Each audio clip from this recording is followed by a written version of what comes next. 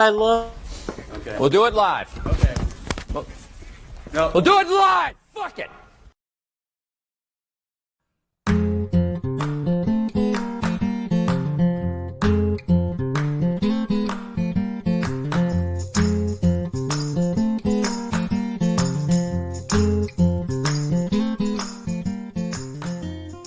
Va salute, this is Troy Pacelli of Last Call, and I'm just here to let you know that the following live stream is rated R for adult language, highly inappropriate jokes, and oh, who the are we kidding? We have no idea what is going to come out of Gorilla's mouth. Viewer discretion is advised. Hello, everyone, and it sounds like we got another intro video called Fire Alarm from Mikey's Apartment. Yeah, it sounds like it. Jesus Christ! I wish these people would stop doing this in my building. Damn it! So you need to get maybe get like the vigilante force patrolling the halls, you know. But if I see somebody with a cigarette or a joint in their hand, they're yeah, dead. you just slam them to the ground and No. What you got to do is get your Batman costume out, grab a fire extinguisher. Then if you see someone smoking, unload the fire extinguisher on them. That's awesome. All right. Well, I've seen this movie. I'll follow along with you guys, and then we'll come back. Yeah. Okay. How are you doing, PvP? Oh, not bad. Not bad. The week's almost over, so that's good.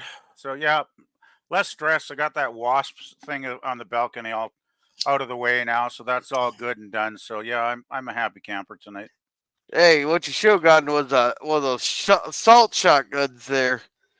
And get a can of Morton salt there, and you can unload it on there. You can have a lot of fun unloading it on those wasps. Yeah, well, the thing is, they didn't see any wasps. Like, there were no nests anywhere, right?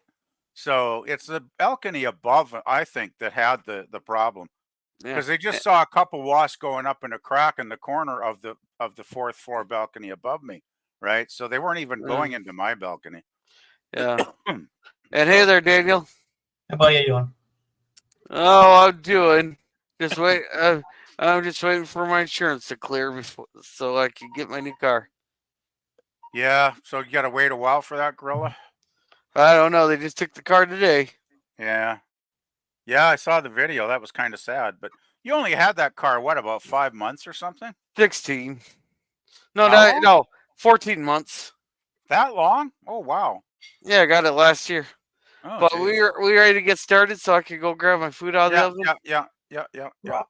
See, unlike you, PvP, I made homemade meatloaf. Yeah. Well, I made homemade meatloaf the other week. Yeah. I thought you said you bought it. No. I made homemade the other week. Oh. Yeah.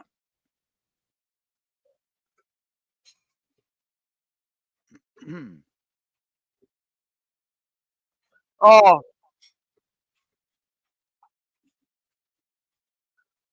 I always like this look that they did, but it's like it's kind of cool how they did it. Oh, you mean the gun sight? Yeah, always a great opening to a Bond film. Yeah. Yeah, and they kept that tradition going for many, many years. They've kind of changed it over the years with different films, but yeah, still kind of keep the general idea. Gosh, then there goes the oven. Man, I always miss paying my supper a lot. Well, it's not always easy to do.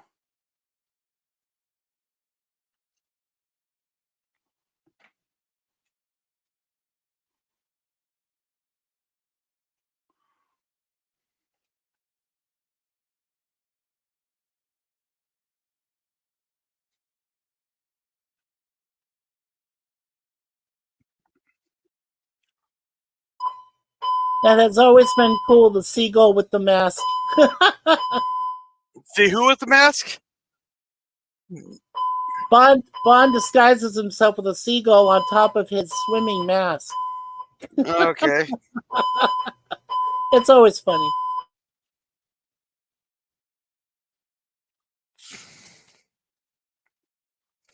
This is the third Bond film, wasn't it?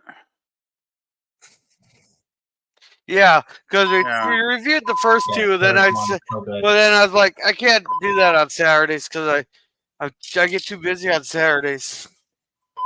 Yeah, PvP. This is the third one. You don't know if Goldfinger initially is allied with Spectre, but because he does have a Tong guy that he works with in the film, you have to think he is. So he's a part of it, even though he wants to be loosely away from the organization. So. Wait, he was involved with Spectre? Goldfinger? Yeah, but he's loosely aligned with them, Daniel. He didn't want to be a part of them. He wanted to be on his own because it proves when he tries to do the thing later. We won't say because I don't know if Gorilla's seen it yet. But when he does his plan later, you know that he's separate from Spectre in that regard. So, hey, that's a pretty nice explosion you got there. I imagine the budget must have been getting pretty good for these movies by this point, right? Yeah, and you can tell who did it just by the way by how people are reacting.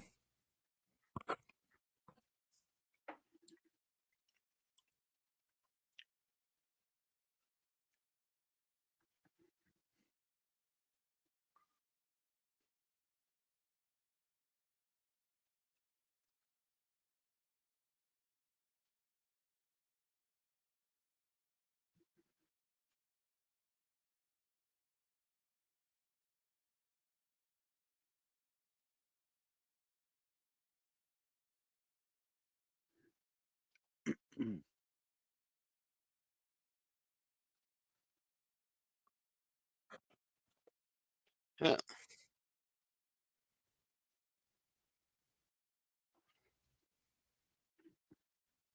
Uh-oh.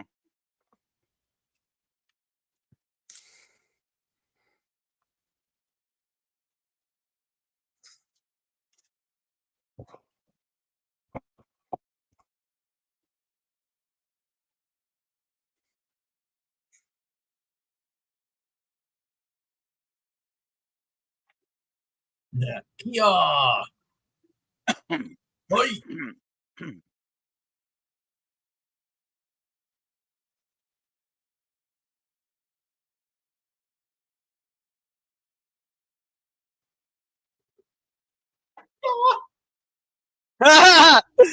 It's frying his nuts. It's frying his nuts. So it's kind of similar to a toaster bath, eh, Gorilla? Every shocking. day's getting Simply closer shocking. to wanting to take a bath with a fucking toaster.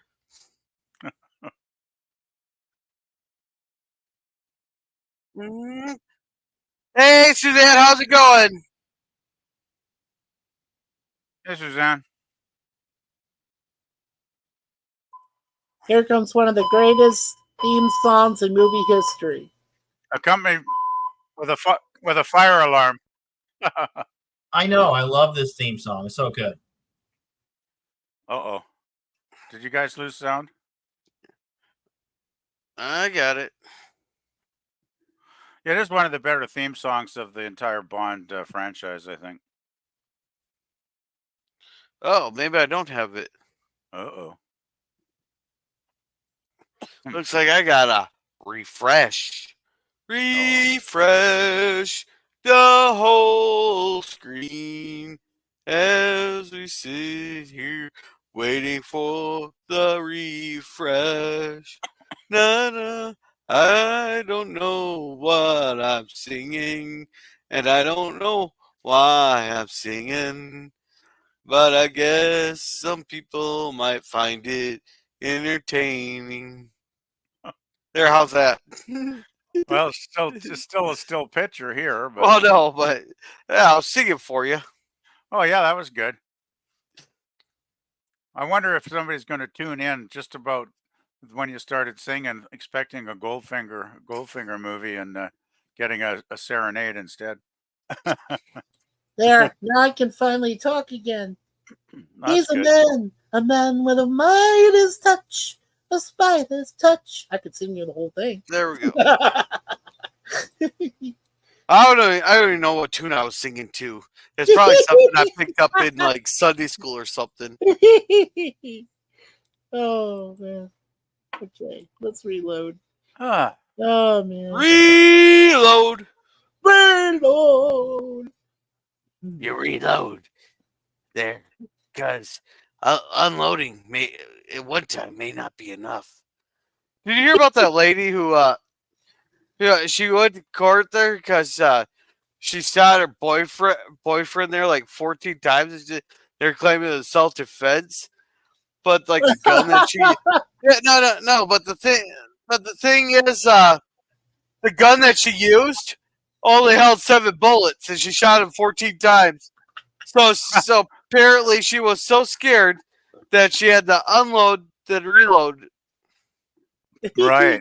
Why is Yeah. this pausing like this? I'm not sure. Yes, if Dan Mikey's alive. Alive! You're alive! He's alive! He's alive! It's alive! It's alive! Oh my god. Hello, Miss Suzanne Eckstein. How are you? Hello. Hello. Hello, Phantom Boomer. Yeah, sorry, I'm trying, Boomer. This thing, for some reason, everything's freezing up now. It's been running good all day. Yeah. Or since I got home, actually, I had to reboot it once, but. Hey, but that's okay. You froze on Honor Blackman as Pussy Galore. Yeah. So the first Avengers woman to leave Avengers for the Bond franchise. Yeah. And everything froze up now. Oh wow. Yeah, nothing's happening here much. Yeah, it's not happening here. I'm stuck on Honor Blackman and some lady's frontal in front of me.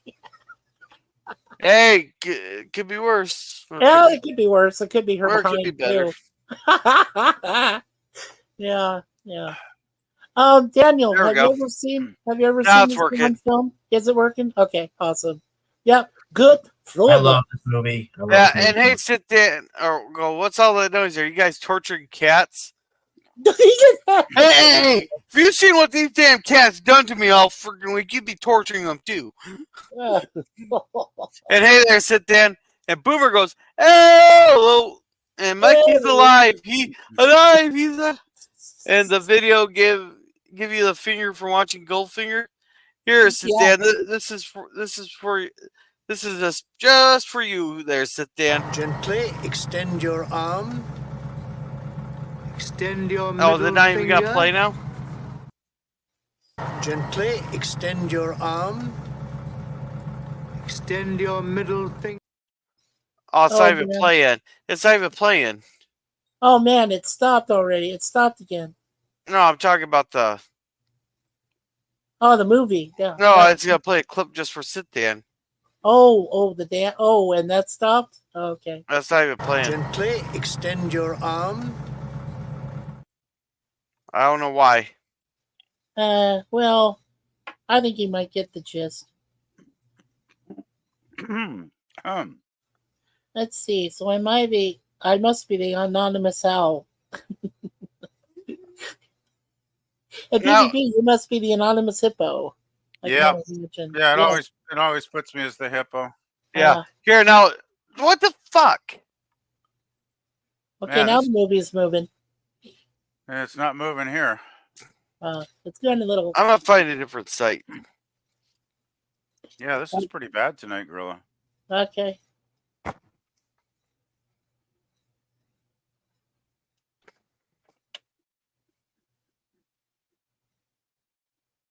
Yeah, we can keep it on your room, right? You just have to find a different link into Yeah. it or something. Yeah. Yeah. Yeah. I don't know why it's being so slow today. Yeah, Unless I I don't got know. it. Yeah, well, quite often the films will kind of be a little bit jerky or whatever once in a while, but Yeah. they usually don't freeze Yeah. completely like this is tonight. Yeah. It- But wait, it- we're- yeah. like Like what? no, I'm just saying. Okay. Okay. Now here's Here's a trivia question. Here's a thing for you guys.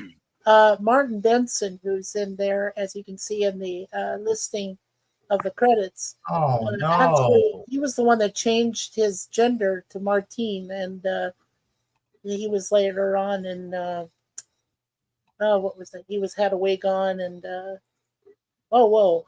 Now what happened? You started mentioning gender, and it got too political. Whoops! Yeah, Mike, it's all your fault. Damn it! Boy. Whoa! What happened to everybody's words here? Everything just went. All our names are running together. Really? Yeah, Daniel's Hot Topics, Random Thoughts, everything is like. Oh, there we go. Okay, now it's reloading. He's looking. Here we go. We can start over. Hey, we're allowed to. Hey, don't you dare give us that circle of death, damn it! Oh, Mikey. So we're not going to talk spoilers for Deadpool tonight. Yeah. No, No, sir, only Goldfinger. And Only let's see. Goldfinger.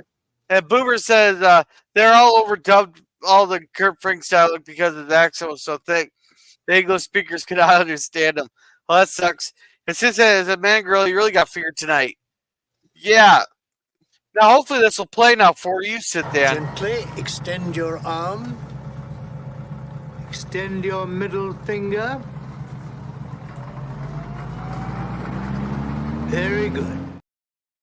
There you go. Now everything's playing. And sit there and says, "Yes, I'm terrible." There you go. And Boomer says, "I'm thinking that Cosby is suffering from growing pains." Nah, it is my source. But now everything's running better.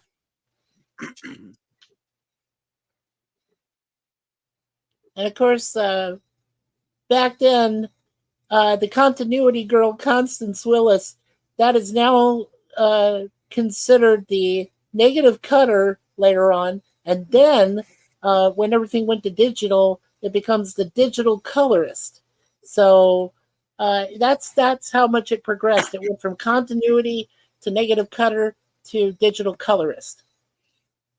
So that shows you just how old this film is, going back. It's so good. What is it, 1963 or 64? I think it's 64. 64, yeah.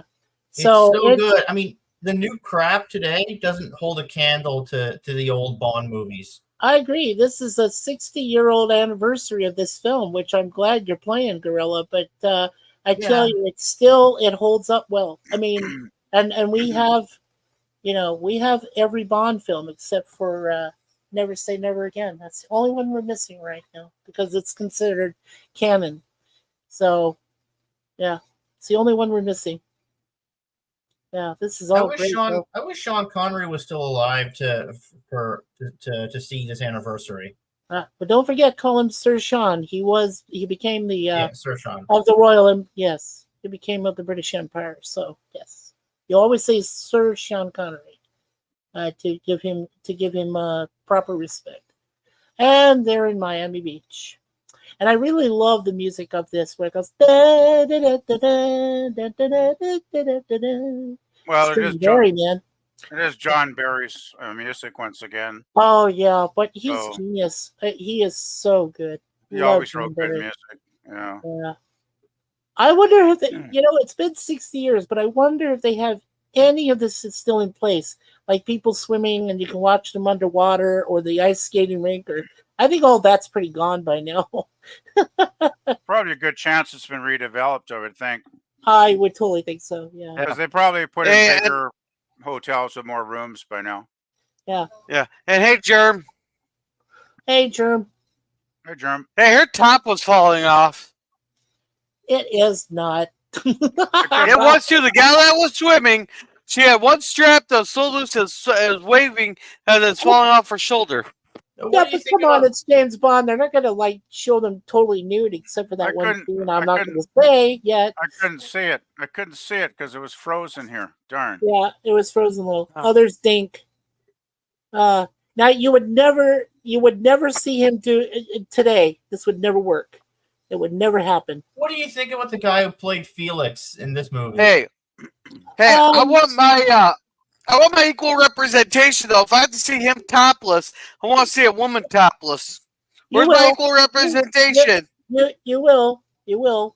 You will. Don't worry. You'll get to see Shirley Eaton in her full variety in a few minutes. So, I mean, there's like a different actor for Felix Leiter every time. well, yeah, it is Daniel, but that's okay. I don't mind this guy being Felix because don't forget they're the CIA, so everybody is different and they can use the same name. Don't forget when you saw the reboot of A-Team and that guy named Lynch. Well, it's the same thing. Everybody's Lynch, so they have to go by a common surname. And So in this case, what? Felix So, yeah. Leiter is a code name or something? Felix Leiter is Felix Leiter for these actors that play him in the Bond films is the actual surname of a actual CIA agent, and so that's what they're using. Yeah. So it's literally a different person all the time, even It'll in the be a story. different person all the time, right? But they're using the same name. So, and there's Goldfinger. Well, then Auric Goldfinger. how come Bond treats each one like it's the original the original Felix Leiter he met in Dr. No? Well, because they've been passing their notes along. If you remember, Jack Lord, who was the first one back in Dr. No, and then the other guy that was in, From Russia with Love, they've been passing along their notes. So each time that Bond encounters them, they already have their dossier on Bond. They already know who he is, and he knows who they are. It's a mutual thing between the CIA and the MI6 guys. So, Yeah, but it's all he doesn't mutually know agreed. them personally. They're new No, people. he doesn't know them personally, but he knows their dossiers. He knows that whoever comes in and says they're Felix, remember, Bond has a photographic memory, so he already has memorized everybody that's stands in for Felix, pretty much. So, Well, he treats them like they're the same person, like he knows them so well. well, of course, yeah, and which I would do. I mean, if I were friends with the CIA, I'd probably be friends. I'd treat them all the same. Okay, here's Miss Shirley Eaton. She is Jill Masterson. God, man, this tone is real low. Is it really low? It is. It's very low here. Yeah, it's very low for me too. Should I switch sources or no? No. Just leave it. It's okay. No, So- for me because I've seen the film millions of times, so it's fine. Yeah, but I know can barely hear it. Yeah, but Gorilla hasn't seen it. Have you, Gorilla? No. So Okay. Wait, yeah, let me try something. Let me check something. Gorilla needs to get a good source if he's never seen the movie. Okay. We're at 12:28. Okay. Yeah, I've got it turned up all the way here, and I can barely hear it. Yeah. Yeah, me too. Okay.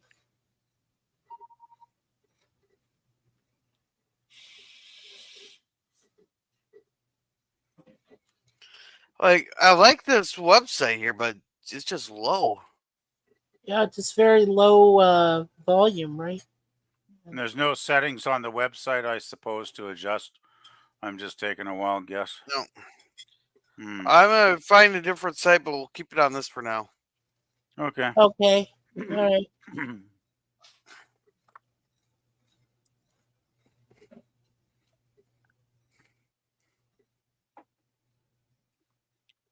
I gotta tell you, Shirley Eaton, one of the prettiest actresses back then for 1964.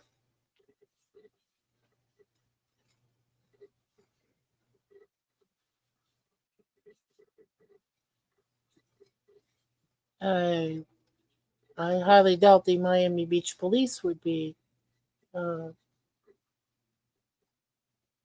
with your just nod. Oh man. Oh, I tell you apparently this. movies is down. Yeah. This movie is just wonderful. There's nothing wrong with this Bond film. It's perfect. It's got everything you need. You know, it's got the humor, it's got the drama, it's got tragedy, it's got all sorts of stuff. I mean, it's So good. it is. It's Yeah. timeless. It's a timeless film. It really is. And it's got pussy galore. Come on. best name in Hollywood. There you go. You'd never get away with that name in a movie these days. No, no. They'd but- crucify you. They'd crucify Or you if you dink. tried that. Yeah, right. Or dink, right. That's what Yeah. Suzanne said. Dink. Can you imagine Or the the way you social stack media? the bottom. Yeah, the way you Social stack the media bottom. would go crazy. Oh, no kidding. All right, Everybody I might have found something a little bit better. Let's go for it. All right, let's go for it, Gorilla. Because I can't. Yeah. Sorry. Plan. This whole screen just went. All the names are already together. I love If you. this Gorilla. doesn't work, I'm gonna go back to my original one. Okay. All right. Fingers crossed. Fingers crossed. I'm so glad. Does that sound better? Yeah, it's fine. And we got closed Uh, captioning, so that works. I'm just going to turn it up here. Oh yeah, that's definitely better here. Okay. Yeah, that's not bad at all here. Okay.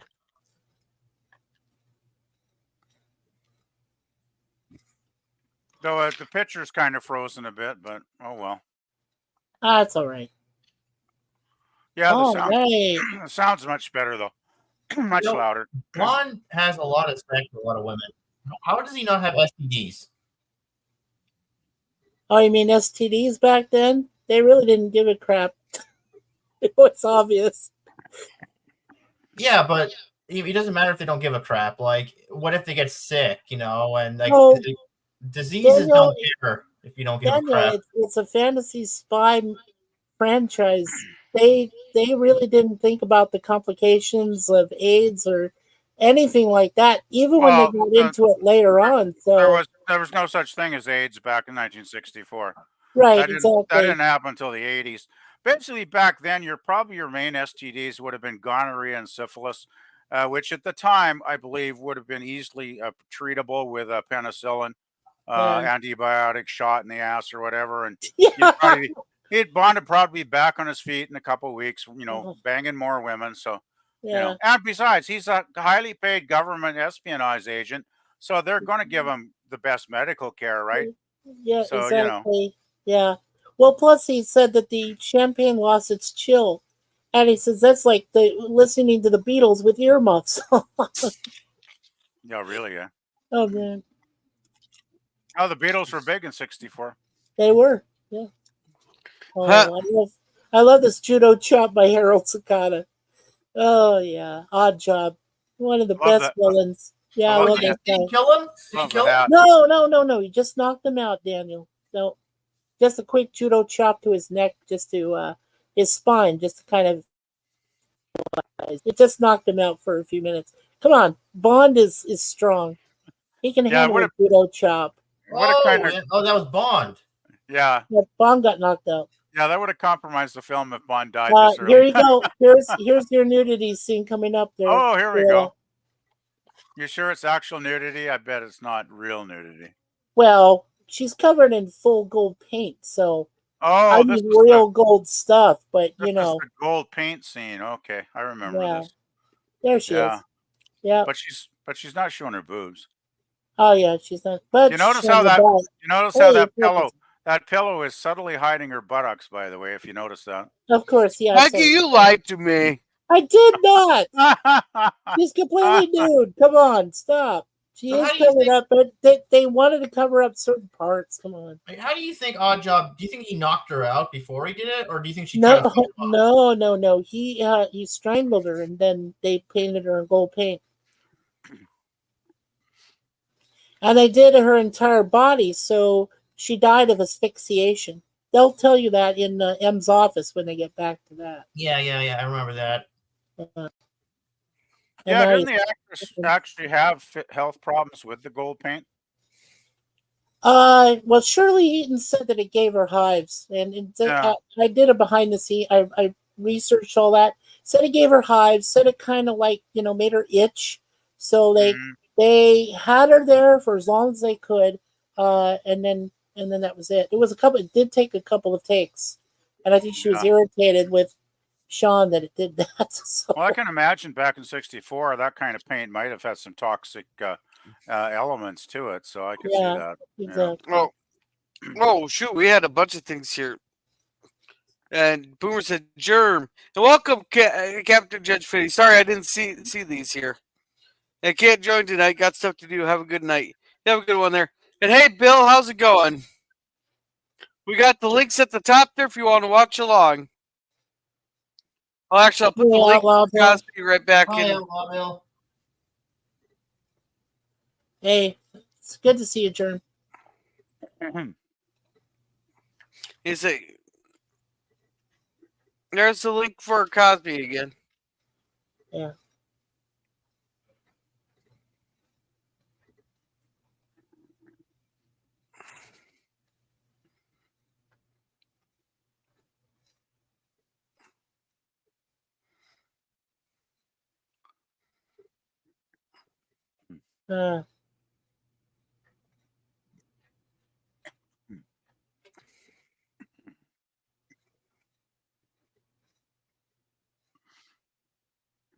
I think this is the line where Moneypenny says with lemon juice. So we're eating scurvy. Yeah, she says with lemon juice. She throws his hat up there and hooks up perfectly and in yogurt and lemon juice. Yeah.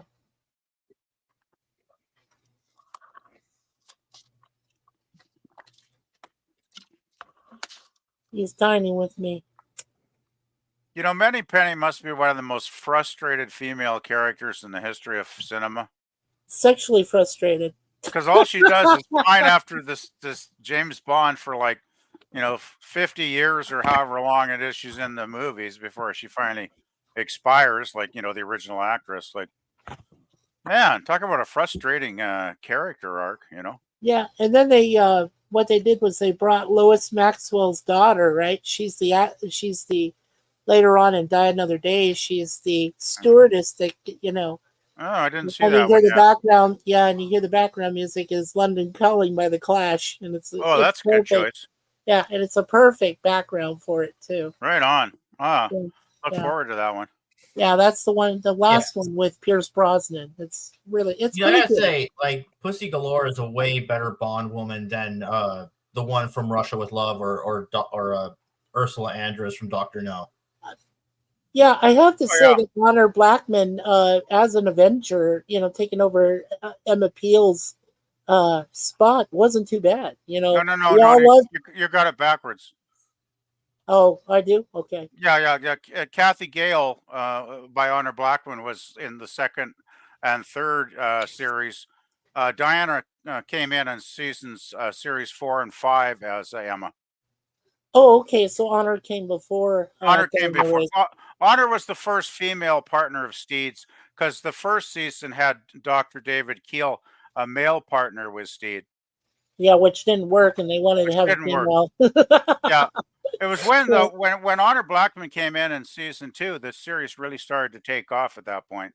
Yeah, because she was pretty cool and ahead of her time, right? Because yeah, the thing exactly. is, well, you know what happened, Mikey, is they had a bunch of scripts left over that they didn't use in season 1 that was written for David Keel, a male character, but they didn't have time to alter the scripts for a woman, so they just filmed the same scripts using the way it was written for a man, and they just put her in and had her doing the dialogue and all the scenes as if it was a man doing them, which is probably why she was ahead of her time, because that's why she was doing so much of the judo and stuff or whatever, right? So yeah. And if I remember correctly, Honor Blackman and Diana Rigg are the only two that appeared as Bond girls, right? Yeah, as far as I know, yes. Yeah. Because I know Joanne, the one that was in AbFab, that she later. Yeah, right. Lumley, she was in the New Avengers. Yeah, that's what I in meant. the 70s. Then, of course, you had Linda Thorson in 1969. I guess the last series came in, and she was never a Bond girl, of course. Right. So now we're here in Q's laboratory. Oh, wow. This is really the first time that Bond's getting to see like the whole layout. I love this. This is great. Yeah. Nice shooting how- up the bulletproof Hey, thing. would you really trust the person that much if you're wearing a with their aim for a bulletproof vest? Apparently he did though, but he said it's not perfected yet. Like, not perfected. I You think just it works shot the pretty guy. good. Yeah, I think it works great. It looks pretty good. Did you see how many times they shot the guy? Yeah. I He love just that. takes it off. He didn't even feel it. Of course he did. Yeah, but it only takes one stray bullet. Just to hit him in the head or something, right? I mean, nowadays, if Yeah. you hit somebody with a bulletproof vest, they get really hurt, and that's nowadays. Yeah, Well, that's because they can't carry a 200-pound vest around. that's true. Well, now it's actually it's selectively fit, right? Now, I mean, nowadays, if you had a bulletproof vest, it's not bulky anymore. Now it fits just like a normal, like a sweater or something like that. So it's kind of cool.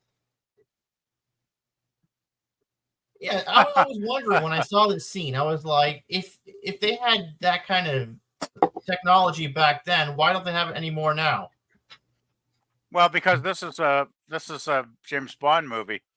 I doubt anything like this ever actually existed in real life. Yeah. You know.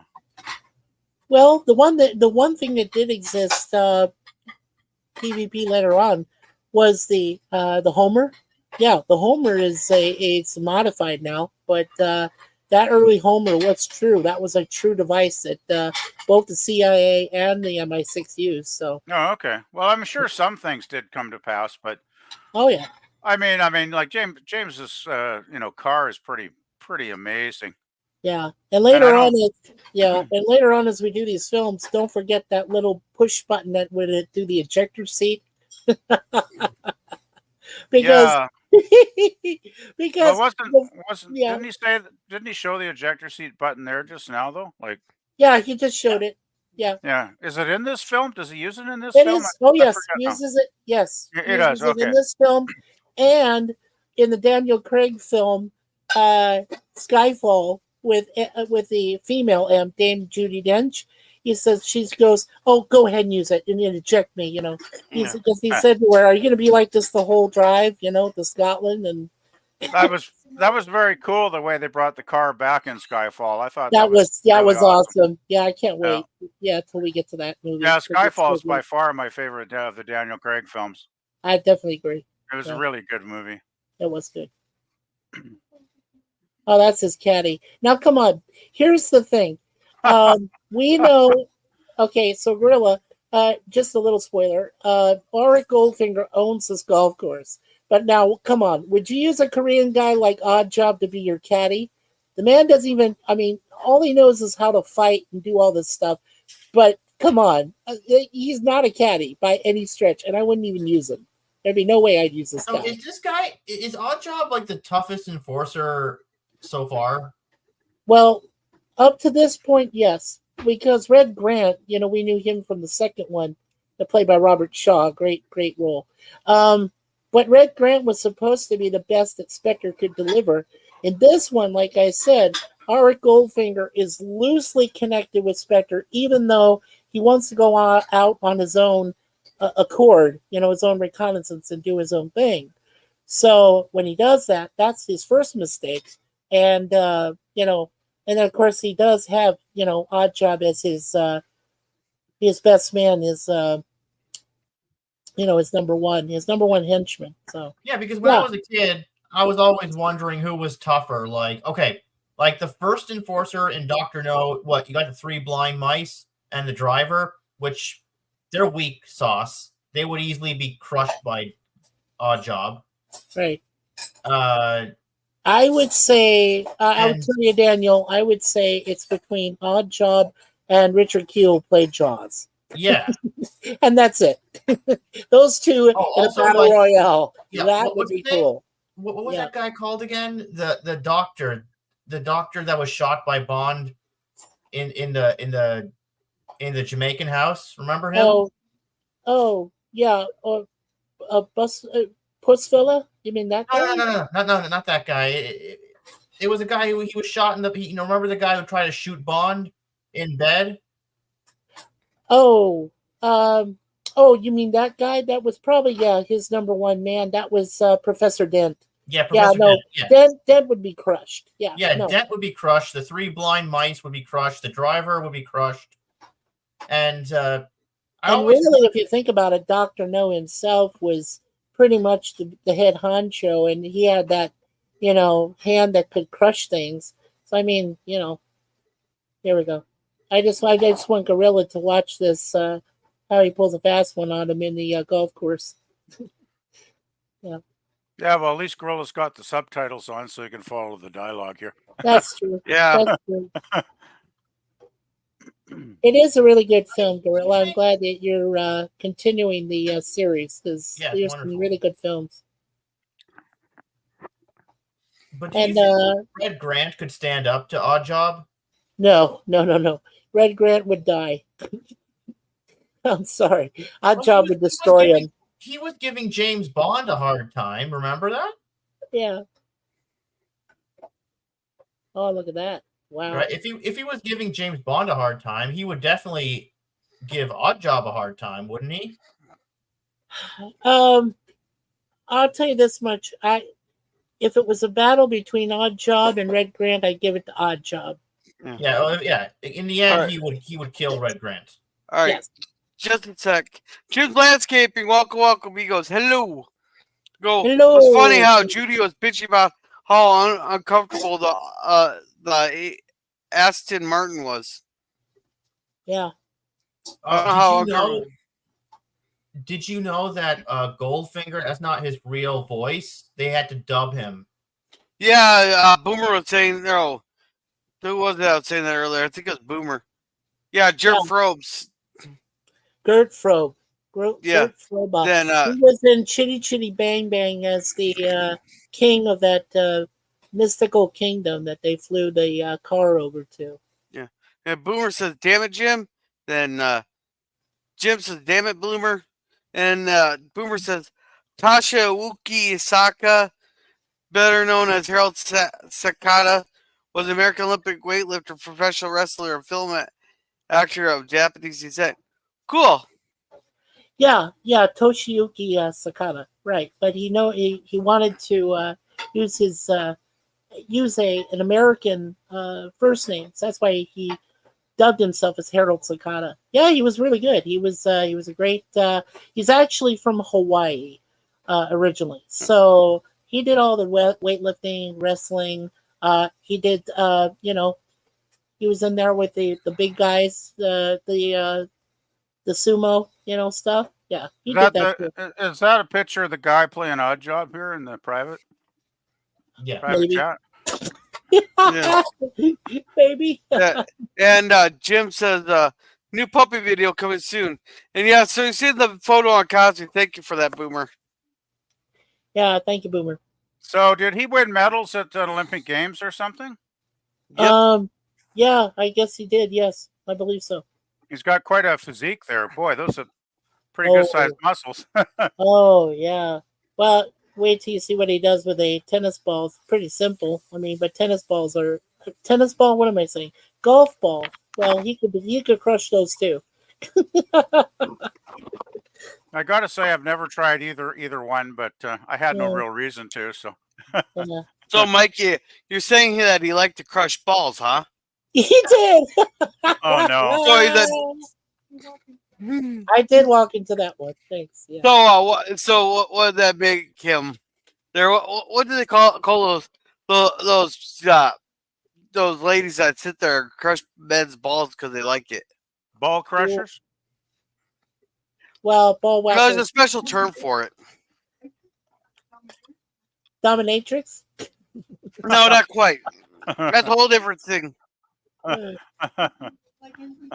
now watch this with the hat. Oh, this is cool. This is cool. If the pitcher ever moves. Come on, pitcher. Oh, boy. Yeah, I tell you, I love Goldfinger. This is my favorite Bond. It really is. Yeah, well, Dr. No is my favorite. This has to be my second. No, wait, hold on a second. Dr. No is my first. Diamonds Are Forever is my second. And Okay, this would have to be my third. this would be your third. Okay, that sounds about right. Well, I wouldn't rate them at this point because I still have plenty that. After Roger Moore left, there's still quite a few that I haven't seen. That's 'Cause I right. We never- have to make sure PvP I don't season. think I ever saw any of the Pierce Brosnan ones yet, and I think I did see the what's this name that did the 2 movies, Dalton, Timothy Dalton. I think You I did saw those, but it's been so long I can't remember now because I saw them in the theater back then, right? Okay, so after Sean Connery, then it's Lazenby for one film, and My then favorite, you one of bring my back, favorites. Yeah. yeah, and then you bring back Connery again for Diamonds Are Forever. Then you bring in Roger Moore. Then after Roger Moore, you've got the 2 films by Timothy Dalton. Then you bring in Pierce Brosnan. You got him for 4 films, and then you bring in Daniel Craig, and you got him for 5. So Okay. yeah. So actually, there's probably not that many that I missed. Probably mainly the Brosnan films are the big gap in my Yeah. Bond. Then come to Sure. think of it, so yeah, Yeah. maybe I've missed too many. Yeah, and don't forget that Never Say Never Again, as I said, only recently became canon in the last few years, which was the final one Really? that Connery did. So So that was who recognized it as canon? Did the producers of the other, the I, main Bond films recognize it finally, or yeah. So what it came down to was Barbara Broccoli and who took over after her father passed away, Cubby. Cubby right, Broccoli. So after Barbara took over and Michael G. Wilson took over, they decided to do a worldwide poll because I am a member. Yeah, because I am a member of the worldwide James Bond fan club. I have a card. I have everything, and I remember this. So what happened was the 2 of them went and did a worldwide poll, and some of the other people that were still alive, John Glenn, and I think one of the other who was a director, and then there was also John Barry before he passed, and then there was the guy that did the music after Barry, which was I believe what was his name again? David Arnold. Yeah, David Arnold. So a lot of them agreed. They said, I think we should include it as official Bond canon. And when they did a worldwide poll, over 80% of the people that were polled said yes. So his 7 roles, including his last one, is canon. I didn't think it was a bad movie actually, because I think I actually saw that at the theater too when it came out, and the only thing my only complaint was it was basically a remake of, was it Thunderball or something? Yeah, it was a remake of Thunderball because Kevin McCrory. Because of the rights, the rights, I guess, the issues. Sure. Well, Kevin McCrory had the initial. Hey, you gotta love that fake looking painting there when you're looking down. Yes. Oh yeah, now they changed it. Now they changed. That was not there a minute ago. That was not there a minute ago. I know. There's a few continuity errors. The only thing I didn't like about Never Say Never was I thought Connery was getting just a tad old to play Bond like totally convincingly at that point. Yeah, I Wait, think is this woman an assassin? Okay, Yeah. no. This is Jill's sister Tilly Masterson, and played by Shirley Mallett, and she's trying to kill Auric Goldfinger because Goldfinger, she accuses him of killing her sister. So now James is going to go after Tilly. There's now. a pretty good car chase coming up here, isn't there? Is there not? Yeah, coming up pretty soon. Yeah. And I love his things that come out, and well, Gorilla, we'll see. I don't want to give away that much. Yeah, the Aston Martin is a fabulous, cool car. Yeah, the Aston Martin DB. I don't know. I'm getting deja vu here. Yeah. Never mind. Yeah, that's the DB5, and then they used a DB6 in the one that Pierce Brosnan did with Die Another Day on the ice flow. But this is cool. Oh, I love that. I have a deja vu here. Well, what do you mean deja vu? Is that what happened? Is that what happened to your car, Gorilla? Did that? Yeah, exactly. Play by play. Oh no! Mhm. Oh, I'm sorry, Gorilla. Oh boy. PvP was getting what I was throwing down. Yeah, I got The that double instantly, girl. blowout. Yeah, that's rare. That's what he tells her. This is like, double blowout. Yeah, and Boomer here says he did not like Roger Moore's Bond. Oh, that's a shame, Boomer. Roger Moore was kind of divisive, I thought. Like, I didn't mind him, but I didn't love him. Like, I'm kind of neutral on him. But a lot of people found Roger Moore's Bond just a little too flippant and a little too much comedy. Yeah, You know, he a was lot of for, the like, time. yeah, he was for like the family era, like he wanted to bring James Bond to the families, Yeah, Yeah, like a to family kids thing. and stuff. Yeah, yeah, he was definitely 70s Bond for sure. Like, for definitely sure. 70s. Yeah, Like, yeah, if Sean Connery was the golden age, Roger Moore would be the silver age. yeah. Yeah. Now, I'll tell you what Connery in the 60s, you could get away with, the way Bond would, romance the women and treat the women. And sometimes he'd even kill a woman, I guess, if she was a bad person against him. Like, I do remember, I think there's a scene or two where he does do a woman in. That yes. stuff you'd never get away with, except like back in the 60s, you could, which is one reason I love the 60s so much, because Yeah. they weren't afraid to do anything back then. Yeah. And then by Now- the 70s, of course, they were, Bond was getting little tame. Right. So what they're doing here, Gorilla, is he's following the other Homer that he placed inside the Phantom car that Goldfinger and Oddjob is driving for him, and so he's going to track it to Auric Enterprises, which is his spot there in Switzerland, and so, and of course he saw. I think it skipped it, but there was the part where he looked at the suitcase, see what she's carrying. That's the gun is in there in parts, and it says TM. So I think by that point he knew that's for Tilly Masterson, because she said her name was Tilly Soames, and she kind of lied about her name. So yeah, there it is, Auric Enterprises. Yeah. So this is his other factory.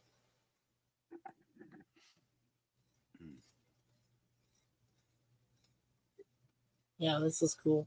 And he goes there at night. Yeah, there you are. Getting close to night. There he goes.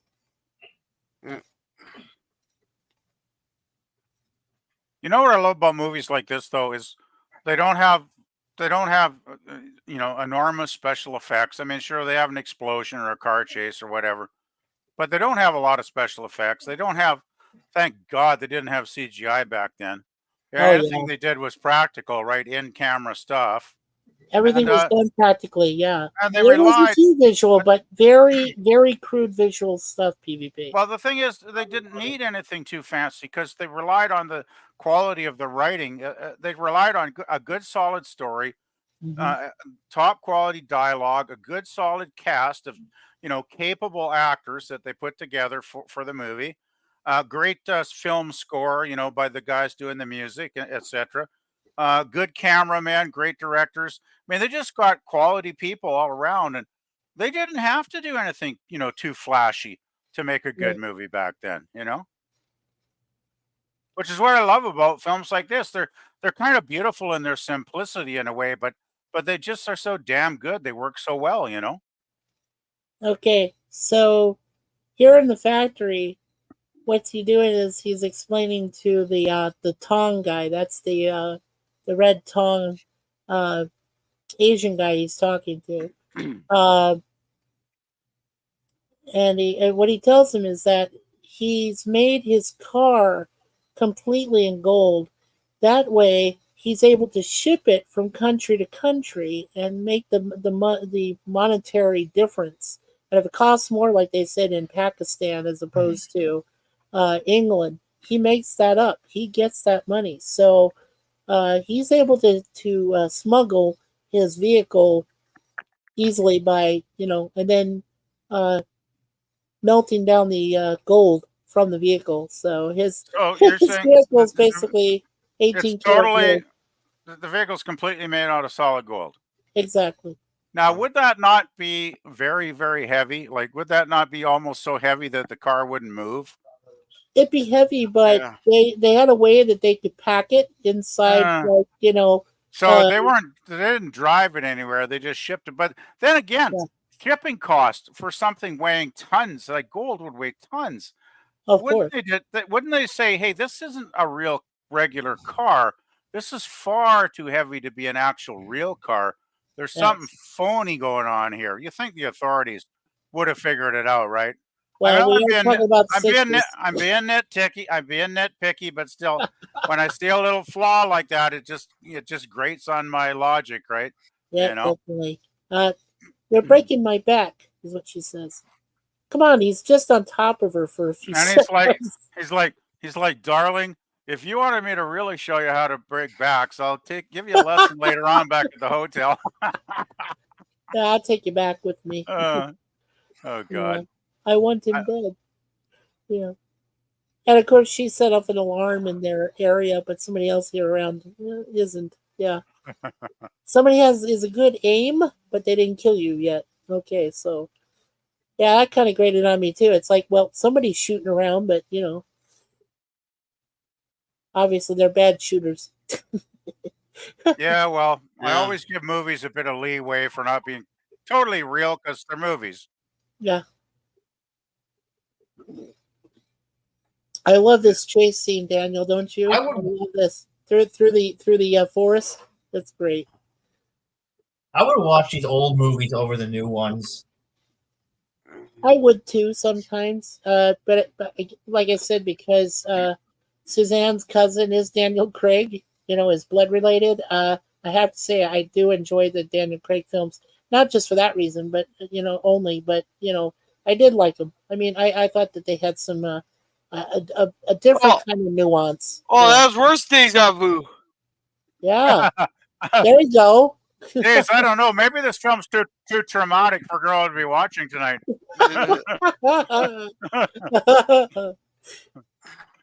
This might give him nightmares later. Oh no. Oh, I'm sorry, Gorilla. Oh man. Oh boy. You mentioned Daniel Craig, right, Mikey? And Yeah. do you ever get the hate that Daniel Craig gets from a lot of fans?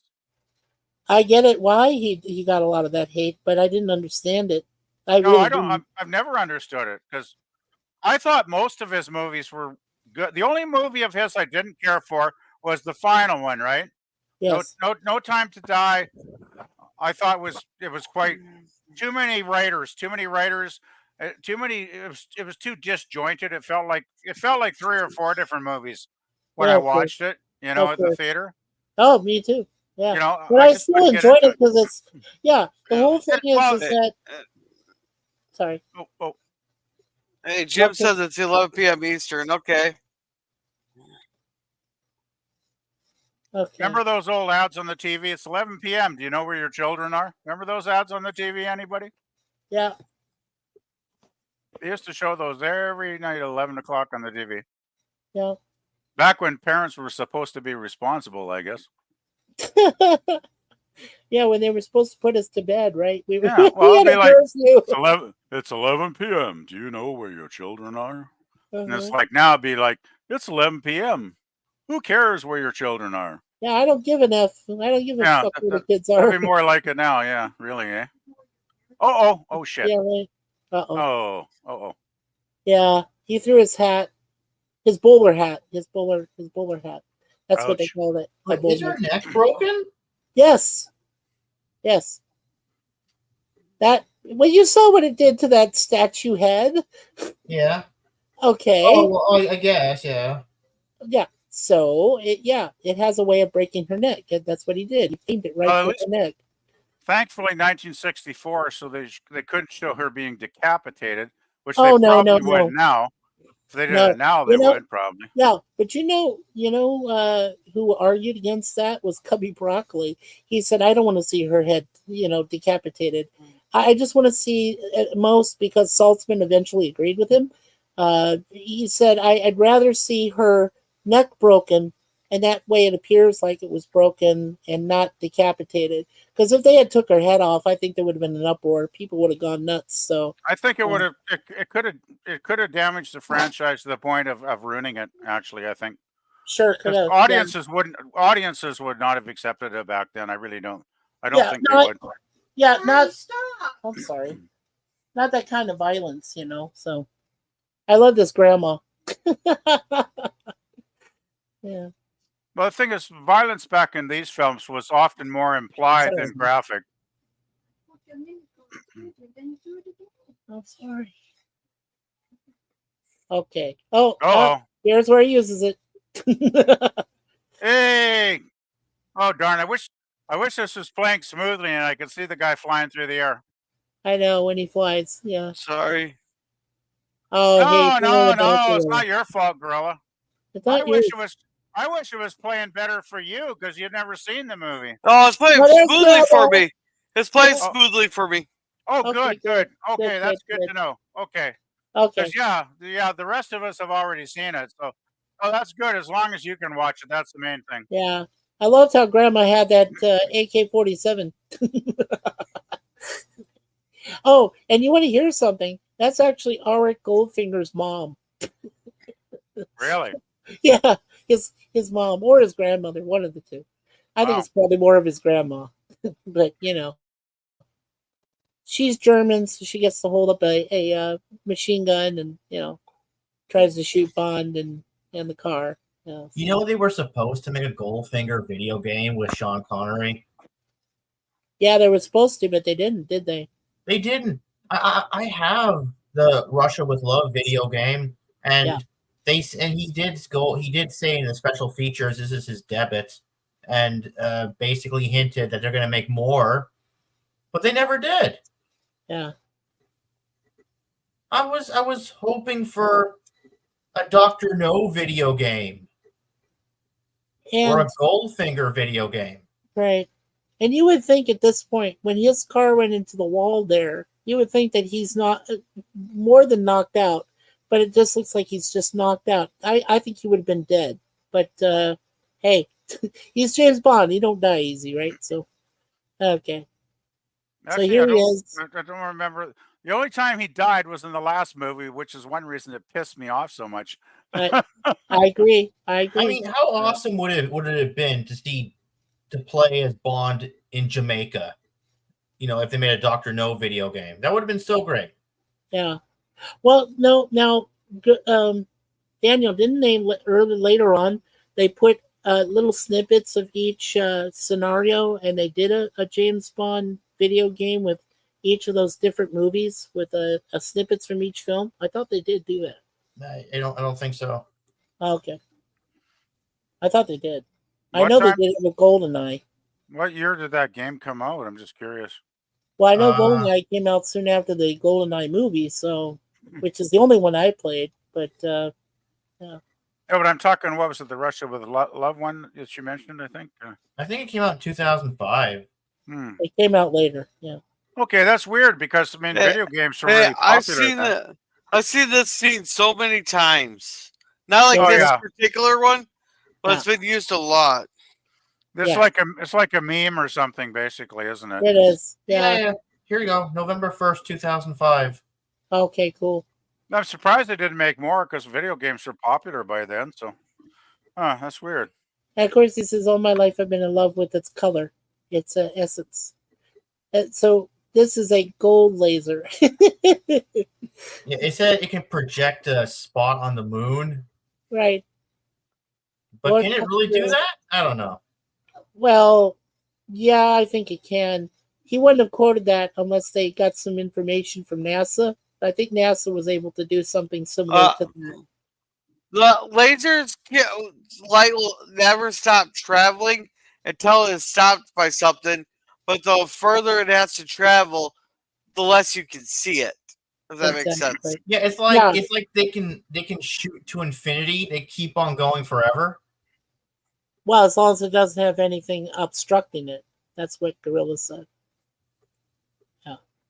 So yeah, I could do a spot on the moon as long as you had a clear night and you could just see, and there's nothing in the way of it, or anything.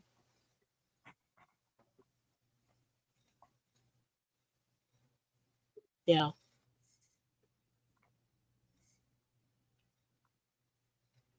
Yeah. See, now the guy that's the guy on the far left is Kitsch. That's his other sidekick. And then the guy from the Red Tong Chinese syndicate, they were the ones that originally supported Dr. No, remember, before he went off on his own and formed Spectre. Well, isn't that guy in the middle Bert Kwok or whatever his name was? Yeah, that's early Burt Kwok, I believe, yes. Yeah, that sure looks like him anyway. Yeah, it's definitely him, I think.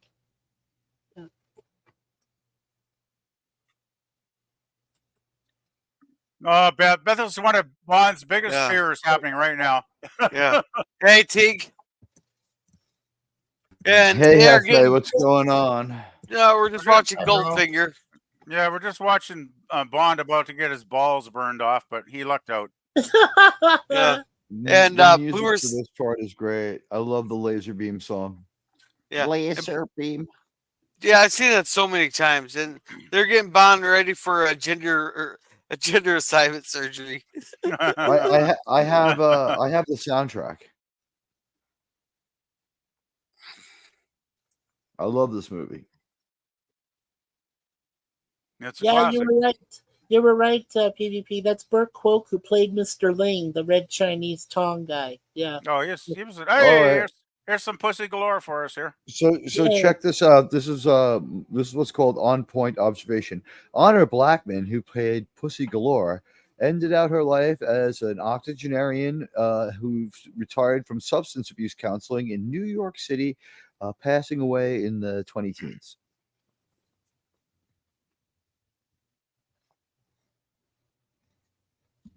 She ought to know she's a substance abuse counselor, right? It's like, you're on tranquilizers. She's a tranquilizer gun, straight shot. Here's the thing: she's sexual and has sexiness, but I'm not sure Pussy Galore is like stupid hot. I prefer Diana Rigg over Honor Blackman personally. I'll take in Bond Girls. How about Tiffany Case, Jill St. John? Hmm. She's a big rack. Yeah, Jill St. John is good. I like her. And she's still around, she's still breathing. So and she rides horses. And she owns her own ranch. Yeah. You always get that strange reference to death in there, Mikey. Way to go. Yeah.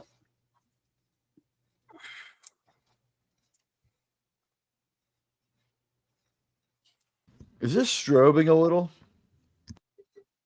Oh, it's been freezing up for a lot of us all night.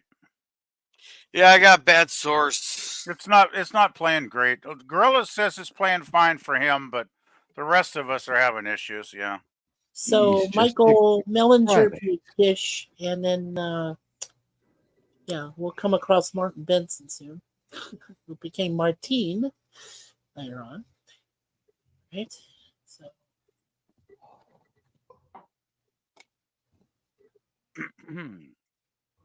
and let's see here. And Now, then- I'm going to call this a good move by the people who wrote the movie, because in the book, they capture Bond. Goldfinger confesses he's a Yahtzee, and then he locks up Pussy Galore and Bond in the basement of his mansion and makes them type out his manifesto. That's like 2 chapters of the book. Yeah. This book sucks. That sounds incredibly tedious, I gotta say. This is one of the stupidest books I've ever read. The even stupider than this one was the one from, what's the one with Tiffany Case? Diamonds Are Forever. Yeah, that one was really fucking stupid. That one was really, really, really stupid. Moonraker was genius compared to it, because it wasn't aware it was stupid. Yeah. Now Listen to how great this music is, though. Listen to this great fucking music. It's John Barry, so it's genius. I mean, the whole music soundtrack is perfect for it. Yeah. She has a peeping hole for him. Yep, she does. Yeah, It's funny. In the movie, she's named Miley, Meilei, but her real name is Mai Ling. Mai Ling. That's the actress's name. I was like, oh, that's original. Might as well just call her by her real name, her actress name. Yeah.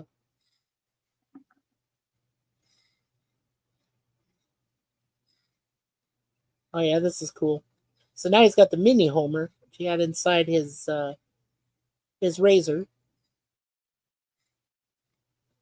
Puts that in the boot, and if you recognize, that's the same kind of boot compartment that Maxwell Smart had. Yep, they borrowed from that. Yeah, gotta love those Before- police departments. Didn't Rosa I- Klebb I- have it like that? I No, gotta- Rosa Klebb had had a poison tip, little mini knife, dagger inside her shoes. They kept that too. I gotta say, I love this whole we're going to kill you, and he's like, well, I need to shave and change then for the execution. Well, that's what makes Bond so great, right? He's like a hardcore spy. He's a hardened killer when he needs to be, but he Yeah. still wants to look good. He still wants to dress That doesn't well. look clean you and know, proper without a good shave. That's Yeah. right. Wants his Could you nails imagine- trimmed. You know what? Could you imagine PvP? It's just like, my body won't be found for weeks. There's 5,000 pounds sterling in my suitcase. Hire a boy to come shave my corpse so I look good for my funeral. What are you talking about, Bond? The beard grows for several weeks after you die. I want to be found looking proper. Don't you God. expect an Englishman here? I Yeah. wouldn't be surprised actually if they had put that in a film, but Look at his boss is like, I'm going to die, boss. He's like, thank God. 008, things are looking good for you, boy. So, PvP, in answer to your other question, the actor who played Felix Leiter, his name is Sect Linder, CEC, and then LANDER. So this is the only time he plays Felix in this movie. So, okay. I don't think I actually asked that question, but thank you, Mikey. it might have been you or Daniel. One of you asked about it. Probably Dan. Uh, Probably Daniel. Yeah. Probably. Hey, Boomer says, I take any of the Bond girls. I'm not picky. Yeah. Oh hell yeah! Hey. I would have taken Honor Blackman back in '64 in her prime. Hell yes. Yeah, and welcome Scurvy. Says, Hey, hello, Lemon fruitcakes. Hey, Lemon. Hi, Boomer. Hey. Yeah. Now, if you wanted, because he's being proper here, but if you wanted, you could have just judo chopped her and jump out the plane and run away. Let's see how far he gets. Yeah. No, he's playing it cool. She says, just keep playing it easy. Still has the gun on him. Well, Bond always picks and chooses his moments when to strike, right? Oh, yeah, well, he did a great job in the barn, but we'll get to that later. I think I appealed to her maternal instincts. Yeah. I love these pilots. I know it's real professional guys, stunt pilots that are flying those planes, but when you see the ladies climb out of them, it's kind of cool. Well, they filmed this in the UK, I assume. Yes. So that would have been like British Air Force pilots who are trained to fly in squadron formations like that. Well, yeah, they were RAF. Every one of the pilots that flew those planes in the scenes, especially the ones that made it like it was a mock over, Fort Knox and whatever. They're in Kentucky. They were all professional pilots. Every one of them were professional stunt pilots. That actually were training pilots in the RAF. So yeah, but when you see the women walk out of there, you're like, oh really, women pilots? No. That was just spliced together so it makes it look like the women are the pilots, but they're not. So, but they're stuff like pilots, though. Does it not kind of bug you, Mikey, when they say, "Oh, back in the 1960s, women were subjugated. There was no cool women. There was no women doing anything." It's like we just invented, women doing stuff in the last 10 years, and it's like, and then you watch this movie and you go, bullshit. Yeah. And don't forget, in this movie, Pussy Galore is basically Auric Goldfinger's second in command. She's the one who's going to be leading the assault. So, the initial assault with the Delta 9, nerve gas. So, Exactly. But it just Yeah. bugs the hell out of me when they say there was no, self-actualized, strong women back in the 60s. It's Yeah. like they were everywhere in TV and movies if you just paid attention, Yeah. know. Oh well. Careful, girls. Trouble is the people complaining about that shit weren't alive then, and they haven't looked at anything further back than about 20 or 30 years, so it's no Uh-huh. wonder, right?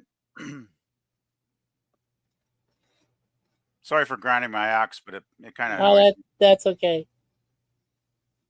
And basically, the name of his gorilla is Auricstad. That is the name of his stud farm there with the horses. Yeah. Teague say hi to Boomer, and Boomer saying hi to Teague. Teagish. All right. Here we go. Hey, I got a nice little cell for you. He's got to guide him in with his bowler hat, though, I mean, a Bond tries to jump him or something. He's like, I'm gonna break your neck too. Yeah. So I gotta let you in here. Then he says, "Indeed, Boomer." Indeed. Indeed. Lady's been flying airplanes long before this movie came out. Yeah. Yeah, well, yeah. You had Earhart in 37. Amelia Earhart. Amelia Yes. Earhart, yeah, 30s, yeah. Hey, Mikey, did you ever change the dates of your live stream? I did. I changed it to well, I haven't had a chance yet because I told you, Gorilla, I don't have my computer. It's being fixed in the shop. So but I did tell Sir Lemon to let people know it was postponed until September 6th. But it will go on as scheduled on the 6th of September. We're just going to substitute a Star Trek film for that. But yeah. Yeah, you don't have your computer handy? I don't have it. I'm using my wife's computer right now. Oh, what happened? Did something happen to your computer? I don't want to go into it. It's a whole messed up deal. It just that's not good. Yeah. That's unfortunate because it was working so well for so many months. Yeah, it was, and then all of a sudden there was a glitch. It's my problem. It's my blessing and my curse. I find a glitch in every computer I've ever worked with. Man, and I found a glitch with this one. So I was like, you must be cursed, Mikey, because I am cursed. Yes. I mean, I got my first computer in 1998, and I've probably gone through half a dozen since then because they do tend to die after a while, right? Once they get old enough. Yeah, something happens to them. Yeah, usually, yeah, or they just get it so outdated, you just have to upgrade to a new one. Sure. Yeah, I did tell them. Yeah. Well, hopefully it gets solved soon there, Mickey. Yeah, I hope so too. But anyway, yes, thank you, PvP. I'll tell you though, this is a great scene now. This is his plan. And of course it's so cool how everything is turned around. Yeah. I missed it. What's up with Commodore's chat? I don't know. Oh, no, Mikey didn't change the date on his live stream there, so he got 2 people waiting in there. Yeah, well, they shouldn't be waiting. They're going to be waiting a long time. Yeah, it hadn't changed when I checked it like an hour and a half ago, Mikey. It was still counting down. Yeah, I can't get in there unless I have my own computer to go in there and change it to the next date. But I will. Just give me a couple days. Did you forget your password? What's wrong? Wait, so you're gonna have an imminent upload for the next 2 days? That's gonna be fun. Till September. Till September. Yeah. What's wrong with your computer? September ain't that far away. No. The problem T was 3 or 4 weeks. Yeah. Yeah. No, the problem T was there was a glitch with the microphone, and it was supposed to be built into the computer that I had, and it was initially, but for some reason, it just one day it just disappeared, and when I tried to look for it as an input device, there was nothing. There was no microphone. There was nothing. So I don't know what happened to it. That's the whole problem. And I was just like, we've had this discussion a few times, and please don't get upset like you did last time. But have you considered the idea, rather than buying a new computer, getting a headphone and some microphones because that's like $40. I know, but we are on a limited budget there, Teague. I wish I could say that we were rich and we could afford How is headphones. how is a new computer Well, the less computer. expensive? Well, we were able to afford that because we got paid a little extra, and at the time I No, didn't no one cares realize about I that. That's needed not what a I'm head. asking. I'm asking you if they cost $9. The I know. question is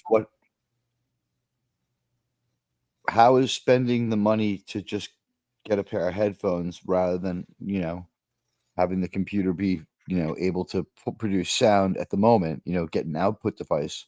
How is that not cheaper than getting a whole new computer, or are you just going to get the computer fixed at Geek Squad or something? Yeah, I'm just gonna go ahead and get the computer fixed, and then if microphone is still the issue, then I can get a set of headphones. But I can't do that until the end of this month. That's when we The get fact- paid. Teague. The I reason still why we got a new PC is because his one was 16 years old. So we got an update for him, a brand new PC. And That's we all. have issues because the microphone's missing. And if we still have that problem, we got the machine back, we'll just get another headphones and microphone.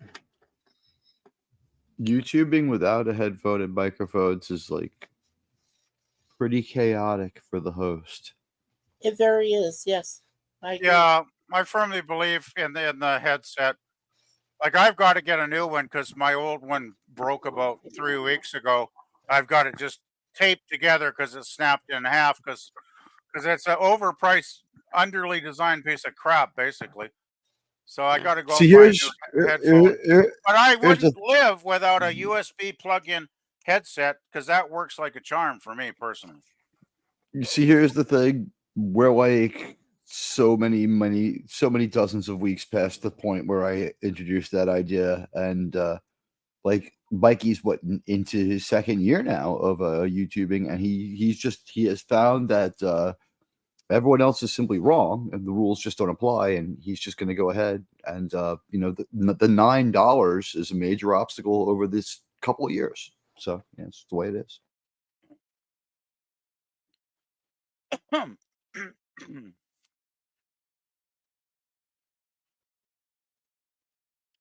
Well, all I know is, Teague, I'll do what I can to try to get all my stuff back. So I'm doing what I can. That's all I can do. Oh, I think is there a good scene coming up here shortly, I'm thinking. Oh yeah, it's very good scene. Yes. Pay attention to this, Gorilla. This is a You good scene can't coming log up. into your StreamYards and just kill off that upload, Mikey. If I can get into it with my wife's computer, sure. If I can do that, I can get in there and I can. All you need is your email and your password. Yes, right. I know, and I'm sure I've got that somewhere, and I can find it. So let me just. I'll get in there when I can. Your browser doesn't remember. No, you got a it's my different wife's computer. It's her computer, not mine. So no, it's not that simple. But anyway, I'll do what I can.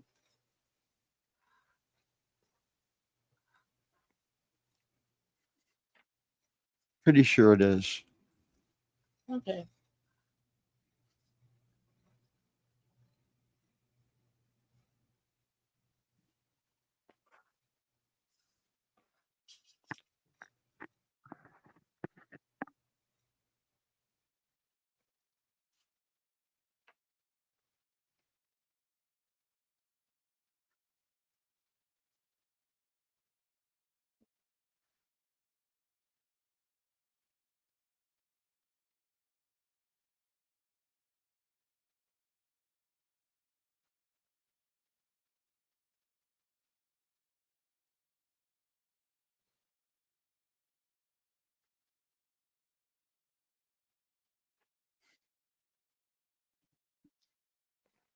And I love the character of Mr. Solo. He's a lot less intelligent than Napoleon, though. And he's a lot less intelligent than Han Solo. Well, there's two solos that are better than him. Yeah. This is a good scene coming up, though. I really always enjoyed this scene. Yeah, it is.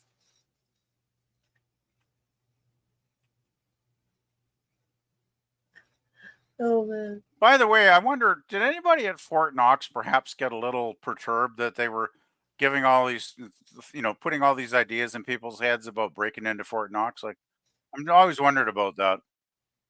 Yeah. Well, you know what? The thing is that they had to figure out some way to. I know the producers. Oh, hey, well, see, I didn't know you knew judo. Oh, that's a good line. She Yeah. was totally judo in the Avengers. Of course. Well, I think that was probably a little homage for him. Oh, of too. course it was. Obviously. Yes, yes. Yeah. Well, I mean, the writers obviously knew they scored a major coup when they got a very popular actress from TV to co-star in their film. I mean, I'm sure they realized. So why not give a little nod to her previous work? Yeah, and there's Kish, played by Michael Millinger. Yeah. I'm glad I got to play a henchman in this. Oh, I love these little miniatures. These are cool. Oh, yes, yes. And more great John Barry music. Yeah. See, now in theory, the guy that I mean, Goldfinger planning this, in theory, it's supposed to work because everything, and there's the Delta 9 gas that's going off, killing them. But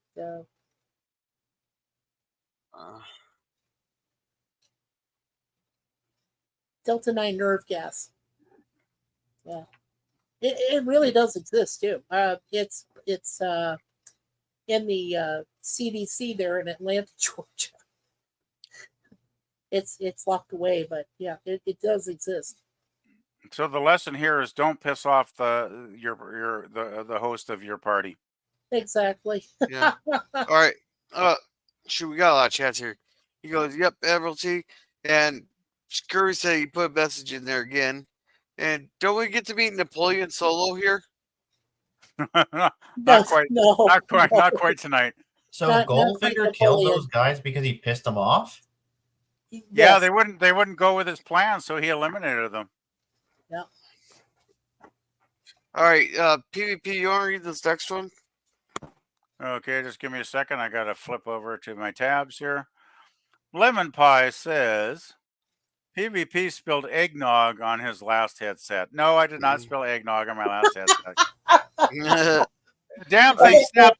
It snapped in half, which is even worse in a way because you pay that kind of money for what you think is quality, and then it snaps in half, and you look at how thick the plastic is, and it's like an eighth of an inch thick.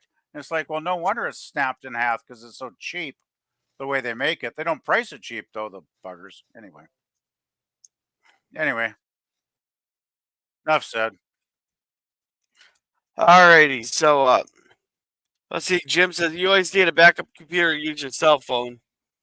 Yeah, I can't afford a backup computer on my own right now, but Well, I could afford a backup computer, I suppose, but the trouble is, yeah, my room is so damn small. I've already got it. I got my work computer on one desk and my personal computer on the opposite desk here that I'm using right now. And then I got no other place to put another computer. Like I got no room left. My apartment's just crammed full of stuff. So yeah. I'm kind of shit out of luck that way. And Mikey, you want to read this one? Yeah, Lemon, exactly. My browser doesn't remember, but Pepperidge Farm remembers. Yeah, I remember that commercial. Pepperidge Yeah, Farm geez, I remember that too. Oh my god. Yeah, that's so cool. Wow. All right, so here goes Solo. So supposedly he's going to go to the Kentucky, the Lexington International Airport, which was very small back then. A lot of these exterior scenes and driving and stuff is cool. And then, of course, Odd Job's going to turn around and shoot him with a silencer. There you go.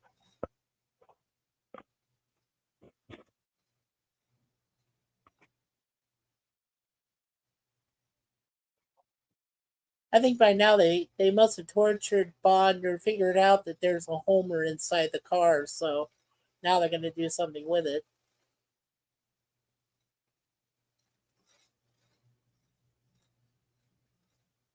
Yeah.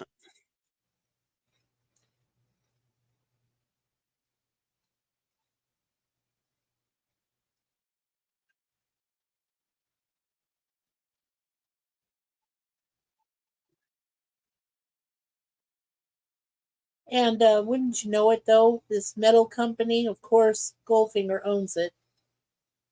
You can obviously tell because Yeah, and I'm going to take a really good guess how they're going to dispose of that guy's body. yeah, yeah. It's like, ouch.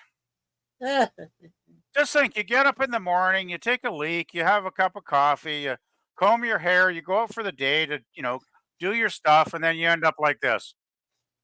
Yeah, Not and cool. Not cool. not cool.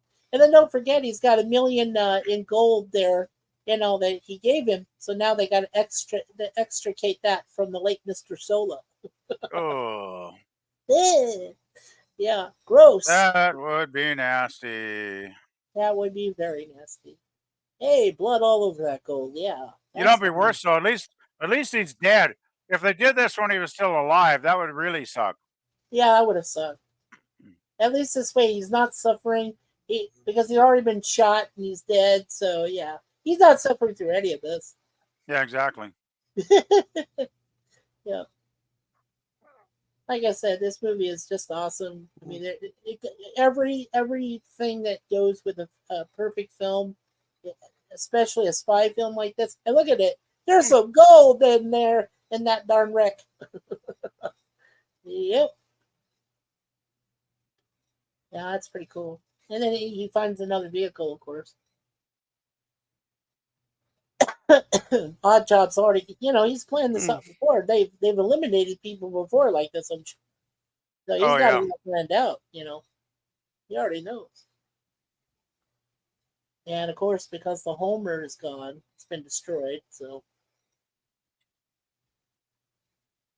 yeah, dead. Oh, how cute.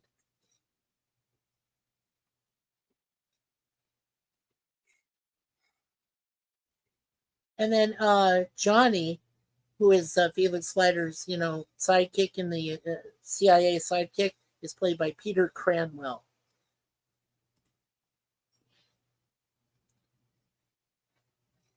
Oh, here we go.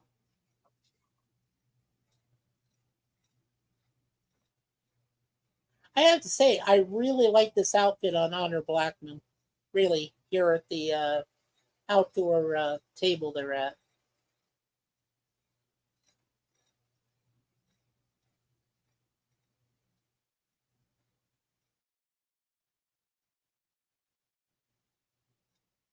And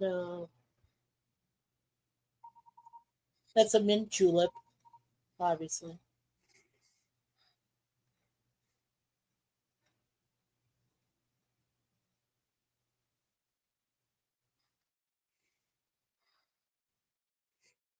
Yeah.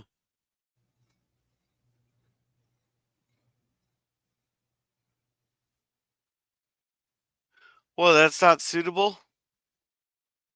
Mint julep? Of course it is. No, it says clothing. Oh yeah, her clothing is suitable. Sure. No, you said you had to change it to. She had to change it to something more suitable. Yeah, that's what. Well, a little less. A little less bulky and a little bit more revealing. Okay.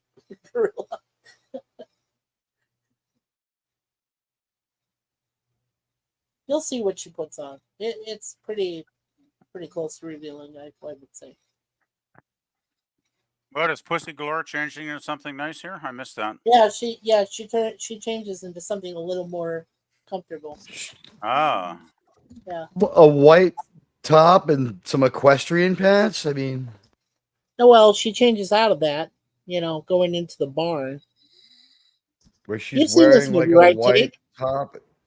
Yeah. Well, no. You'll see. She slightly changes. when she goes when they go into the barn and have their thing. So I cared when I started asking about it. I don't anymore.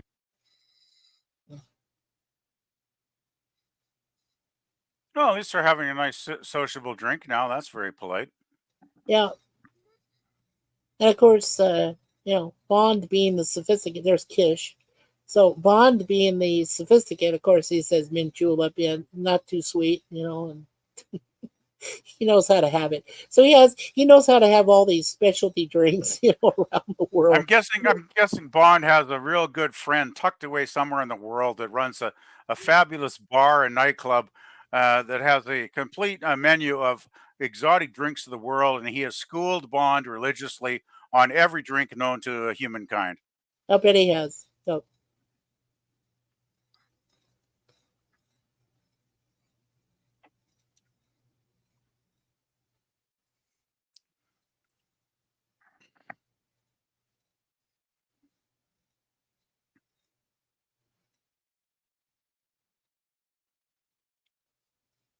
See, at this point, the gold would have been okay for like 4 or 5 years by now. We should have just never negotiated with Goldfinger.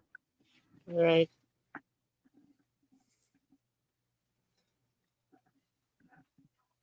Yeah, and I like how Bond says, "Well, it's an inspired deal. You get chaos, economic chaos in the West, and your gold reserves go up what, or tenfold or something like that." So, and he estimated a little bit more than that. So.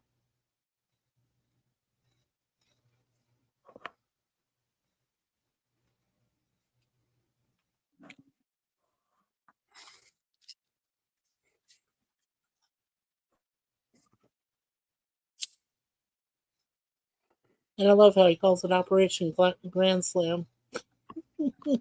A nice baseball term for four runners and the Well, three runners and the batter. a grand slam is where you're in baseball, where you have the bases loaded, and your next batter comes up to the plate and hits the ball over the wall, so the base is clear, and you basically score 4 runs in a row, and that's a grand slam. There she is, Gorilla. He's got a nice little chic purple top. You can see how Honor stands out in that thing. You can't see much from this. It's frozen here, but oh well. It's frozen on my part, yeah. But she's got quite the breasticles there. It looks like, though. I'm quite impressed. Yeah. Let's see. Ian Fleming had worked on a TV project that was called Solo. Broccoli convinced him to sell his interest in it, and they saw a conflict with the Bond films. This was in '63. Well, I'll give you the background. I'll give you the background on Solo. Solo was the pilot episode they filmed for the Man from U.N.C.L.E. TV series, Gorilla. And Ian Fleming, the only real major contribution he made to Man from U.N.C.L.E. was he created the name Napoleon Solo, the main character in the Man from U.N.C.L.E. TV show, right? But after he did that, basically he bowed out early. I think they paid him a small stipend, gave him a little bit of money, just to be decent. And he bowed out because he did know there'd be a conflict with the Bond franchise, right? So I'm glad. Wow, I'm impressed. You researched that, Gorilla. Yeah, I'm very impressed. In spite of interference from Broccoli, the show went ahead and became the Man from U.N.C.L.E. Says Phantom Boomer. Yeah, well, it did. It did. They just changed the name from Solo to Man from U.N.C.L.E., and the rest is history, right? But yeah, actually, you could probably find the pilot on YouTube, and it is called Solo if you look it up. I'm going to take a look and see if I can find it. Yeah. If I can find it, I'll post it in the private chat. I love how they're having a little. Well, I really got to stand corrected there. I said that she was going to change from her khaki shirt and from her khaki pants and equestrian pants and white shirt into another pair of khaki pants and a white equestrian shirt. But Mikey was right. It's gray pants and a lavender shirt of the exact same design. So I still don't get what her line about being more comfortable meant. Well, be more chic, I guess. She That's grabbed another pair of the same capris in a different color and another shirt of the same style in a different color. yeah, but it makes her figure stand out a little bit more, right? I mean, She was already wearing equestrian pants, and she was wearing the same clothes, and they were different colors. they're just different colors. Yeah, she did change the colors. That's why I do remember. So I'm okay, going to change. She didn't slip into anything more comfortable, though, did she? In any sense a of little that bit. word. Well, a little bit. Hey, she got How? to run around in a barn. So Wait. We just agreed that she switched from the. We just agreed that she put on the exact same clothes in different colors, didn't we?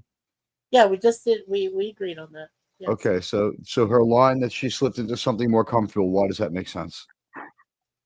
Yeah, I'm not sure why. Maybe if that because she wanted to make it sound like she was gonna turn into a Hotsie, Maybe it doesn't make sense. belts and yeah. I'm going to go out on a limb and say that because it doesn't add up, that means it doesn't make sense.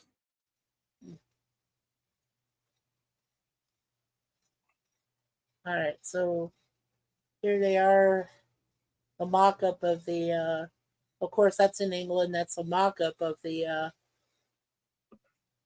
Fort Knox from the air, and they're flying over it. Supposedly flying over the Fort Knox base. Now, the name that's on there, General Rushton, he was the one who actually allowed Cubby Broccoli and Saltzman and the guy that worked on the design, Peter Hunt, to get some outside designs of what Fort Knox would actually look like, and so they and got some ideas.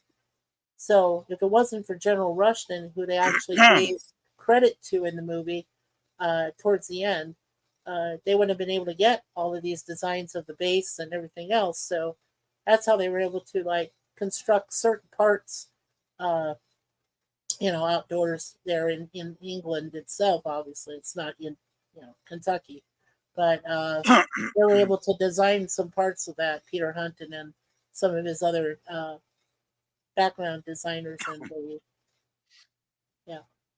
and the sets. So, yeah, it's really good. I really enjoyed this.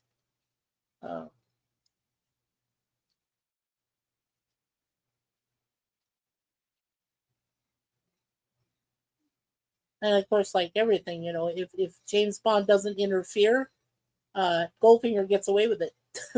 So, it's all about Bond in this one. Has to act fast on his feet. There he is.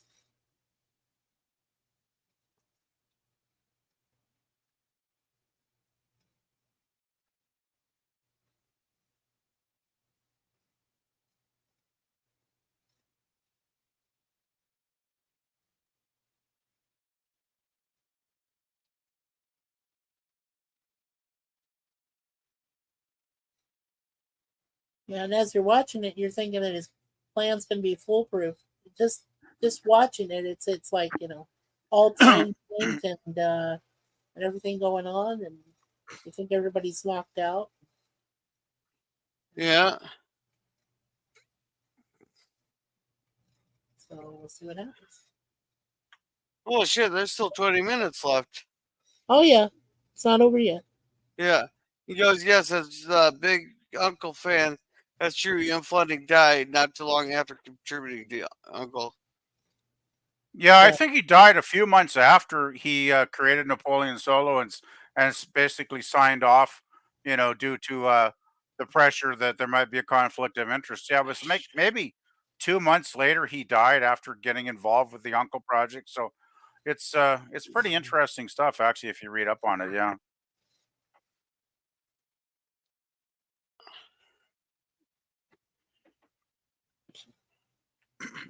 By the way, I did look for the pilot episode called Solo.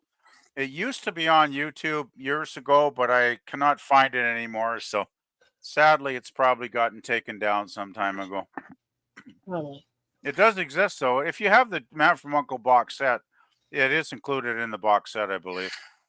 Yeah, the Solo movie was from like. Listen, I don't know if this is the project you're talking about, but they tried to redo the Matt. The series Right. started, I think it was 64 when it started. So it was There around was a 64, probably when they filmed the pilot. there was a movie out of nowhere in like 1984 too. Like they Well, tried to do it one more time. It that's different. didn't work. That's different project. Yeah. Same cast, same concept, but yeah, or Well, they some of the had same cast. I Too know much they had time had the, passed. I know they had the Return of the Man from U.N.C.L.E. in the early '80s, which That's was yeah, it didn't work out.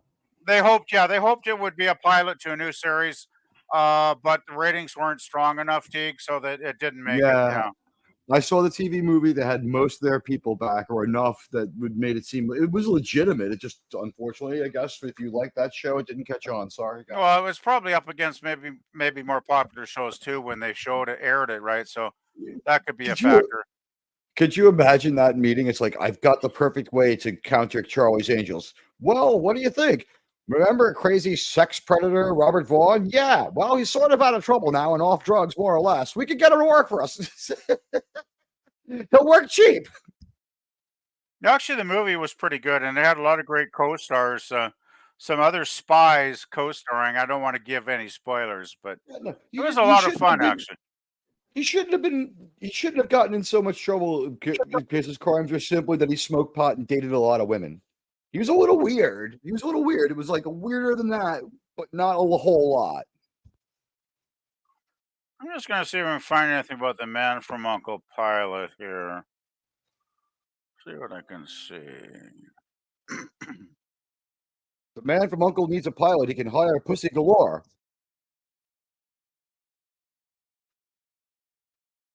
Yeah, anyway, I'll have to look it up later. I'm not having any luck finding any information tonight. Oh well, fuck it.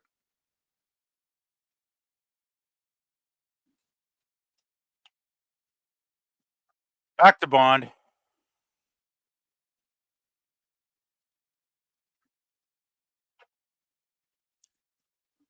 Well, let's see.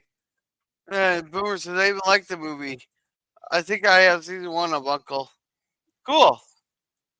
Well, once Mike closes down that stream, chat participants will fly away into space inside a spinning one-dimensional mirror. You know what? The movie is all right, but if you really just concentrate on the music, if you download the Goldfinger soundtrack, like every song is kind of real good. And I threw you a song in private chat, the demo of the theme song. It's hilarious. If you want, you can play it after the movie. It's like 3 minutes long. It's hilarious, though. Maybe we'll see. Let me put it this way: what in the butt was not as sexually over the top gay as that song. The Goldfinger song is everything you were intimating when you were speaking of it.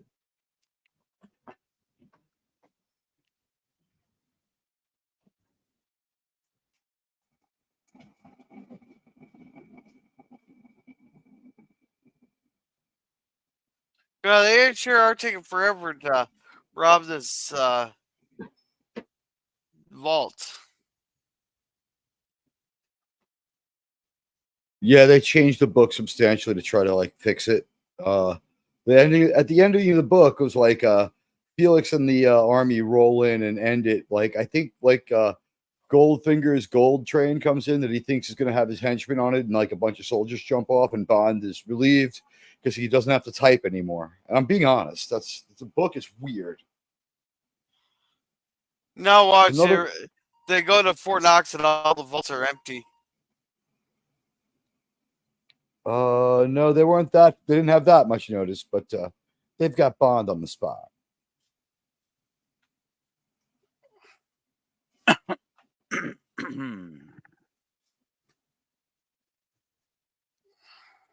By the way, don't confuse him with Bowfinger. Yeah, different guys.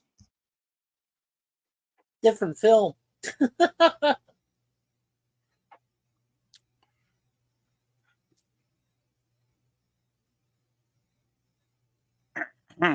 They say Fort Knox is actually empty. Well, Are of you course, saying they it's also got- Fort Knox is just like a diversionary thing for bad guys to focus on when the real gold is somewhere else?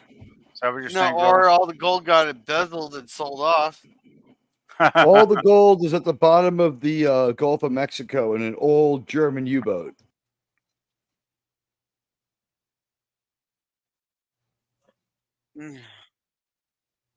Well, they also say there's gold pieces at the end of that well, at the bottom of that well in Oak Island, also. So- Oh, don't mention Oak Island. Oh man, that is the biggest pile of horse shit. I now, yeah, it's like Fuck when me. when someone talks about Oak Island, what goes through my mind, I'm with PvP on this one. It's like when Khan is like, I will take all information about Project Genesis, and Kirk's like, Genesis, what's that? It's like, don't insult my intelligence, Kirk.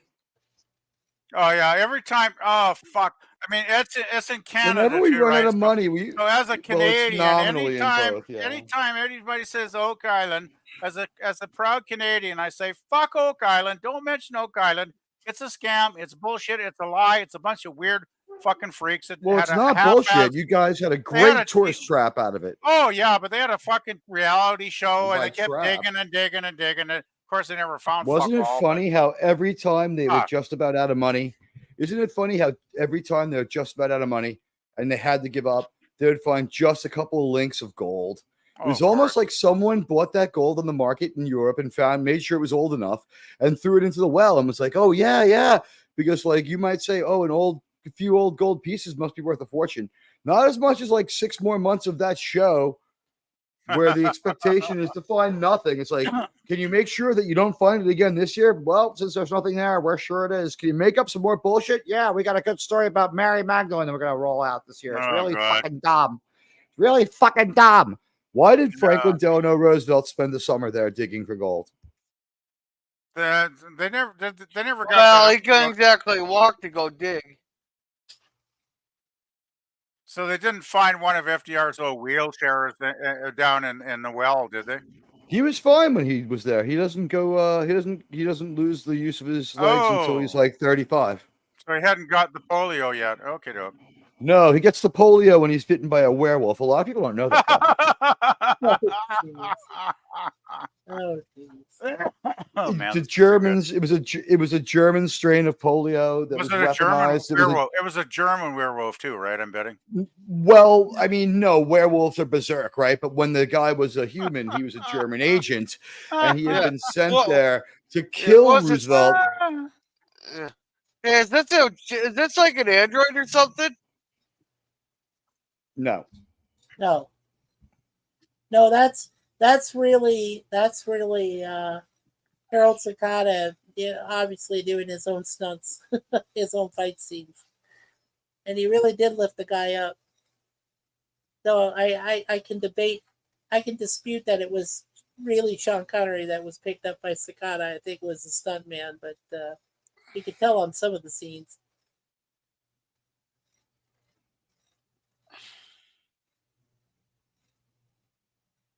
I have to say though, the fight is very cool, and I mean, yeah, it's like taking on a sumo wrestler, literally, but you know. Only in case of a regular sumo wrestler, this is a really muscular, hard ass sumo wrestler. Oh yeah, Sakata. Oh yeah. Because most sumo wrestlers aren't like this muscular, right? They usually just go by bulk over muscle. Yeah, he's got a lot of bulk muscle. I find sumo quite fascinating, though, as a sport. I gotta say. You guys say this dude is tough, but I mean, he's nowhere near as killer as the Austin Powers character Random Task. Random Task. Yeah. Oh God, that's such a great name. Yeah. Random Task is in jail for murder. He murdered someone else in jail. He should have had a henchman called Income Tax, and that would have really put fear into people then. Oh, They're talking about Austin Powers 4 here and there. I have a feeling Oh luck's shit! finally run out. Yeah. That's better than a toaster bath. I'll tell you that right now. Yeah. Yeah, it doesn't hurt. It hurts this guy, but not Bennett from Commando. You Yeah, can't Fear, feel that right? tomorrow. It's all sparkly. Yeah. Well, I guess that's one way to put a spark in your day. Well, he does say at the end, what happened to your butler friend? Oh, he blew a fuse. So that'll be funny. Well, I That's like a how cool it was the metal hat that did him in, actually, right? Yes. It was the I metal. thought that was a nice bit of a little ironic flip. I like that. Yeah, it United was as great. PvP, he wasn't a very well grounded individual. Yeah. Oh, there you go. No, Oh. obviously not. Yes, I have to agree there. Yeah, I think he got his wires crossed. Oh my God. Oh man. This is going to get as good as that time If when we watched. if only he had conducted himself better. Sorry. Oh jeez. This is bringing me back to when we watched that movie with Bob when we watched Rubber. Yeah. That tire movie. I don't know how many bad puns we made that day, but it must have been at least 20 or 30. Oh man. This movie is still 100,000 times better than the last movie we watched, PvP. Remember Civil War? It's like, where's the war? Why is the president evil? Well, how come they hate him? Why does practicing his speech make him bad? I don't get it. Nothing made fucking sense. Yeah, he doesn't know which wire to cut. Well, Oh yeah, this is classic. He's only got a few seconds to figure this out. And you know what's so cool is the seconds end up with his number. And I'm like, really? I mean, come on. These guys are way up there. How in the freaking hell do they get down to the bottom there in less than 10 seconds? Even if he's really running down those stairwells. I mean, come on. Please. This is what gets me. It's more fantasy than reality. Yeah. What I love is I'm sure Bond hasn't had extensive training in demolition, especially demolition objects that he's not familiar with, but yet he knows just exactly what to do. Yeah. This is still this is fantasy Bond for sure. This is still a better movie than Another Day to Die Another Day. I have to agree there, Teague. Still some good action in Die Another Day, but this is much better film. By far. Look, it's not like the smartest movie in the world, but at least it doesn't have like stupid ass logical contradictions in it. Like when James Bond has a virus inside of him that's made of electronic device, made of electrons, or made of like tiny robotic nanites, like a Star Wars kind of thing. And so he goes and he sterilizes an entire pool of them by setting off an EMP device. And I'm like, he should be fine now too. And he's like, I've still got the disease. And I'm like, how? Where's the enabling dialogue to make that happen? And this is such a funny line where he says, the stewardess, liquor for 3, and he answers the other 2. And he says, oh, there are no other 2. It's just for him. Hey, we'll get you drunk as you go to visit the president at the White House. Yeah. Isn't there a special pilot on the plane though, if I remember? Oh, yes. Oh, and hey. Look, hey, there we go. Auric Goldfinger got promoted. He held the same rank in the German army. So Soros has his gun on Bond here. Yeah, but he already told he already told Pussy Galore, he said, well, it'd be like a knife through butter. And how fast is his jet that he can get from Kentucky to Cuba in 2 hours? I guess they've been in the air a while. I would imagine. Well, They're just we'll just wait till you see where they go from. But yeah.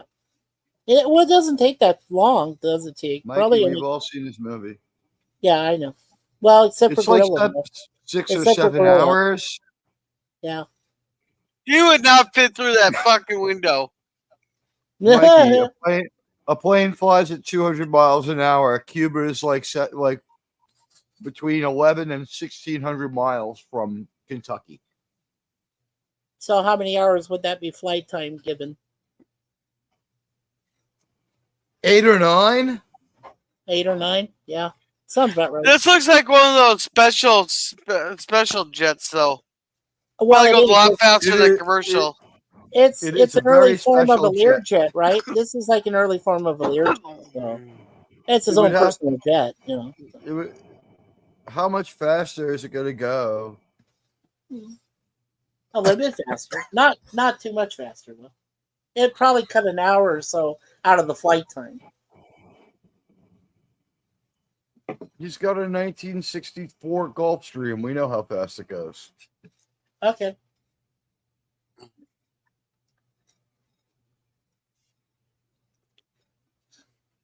Wait, how the So fuck she sorry. survive?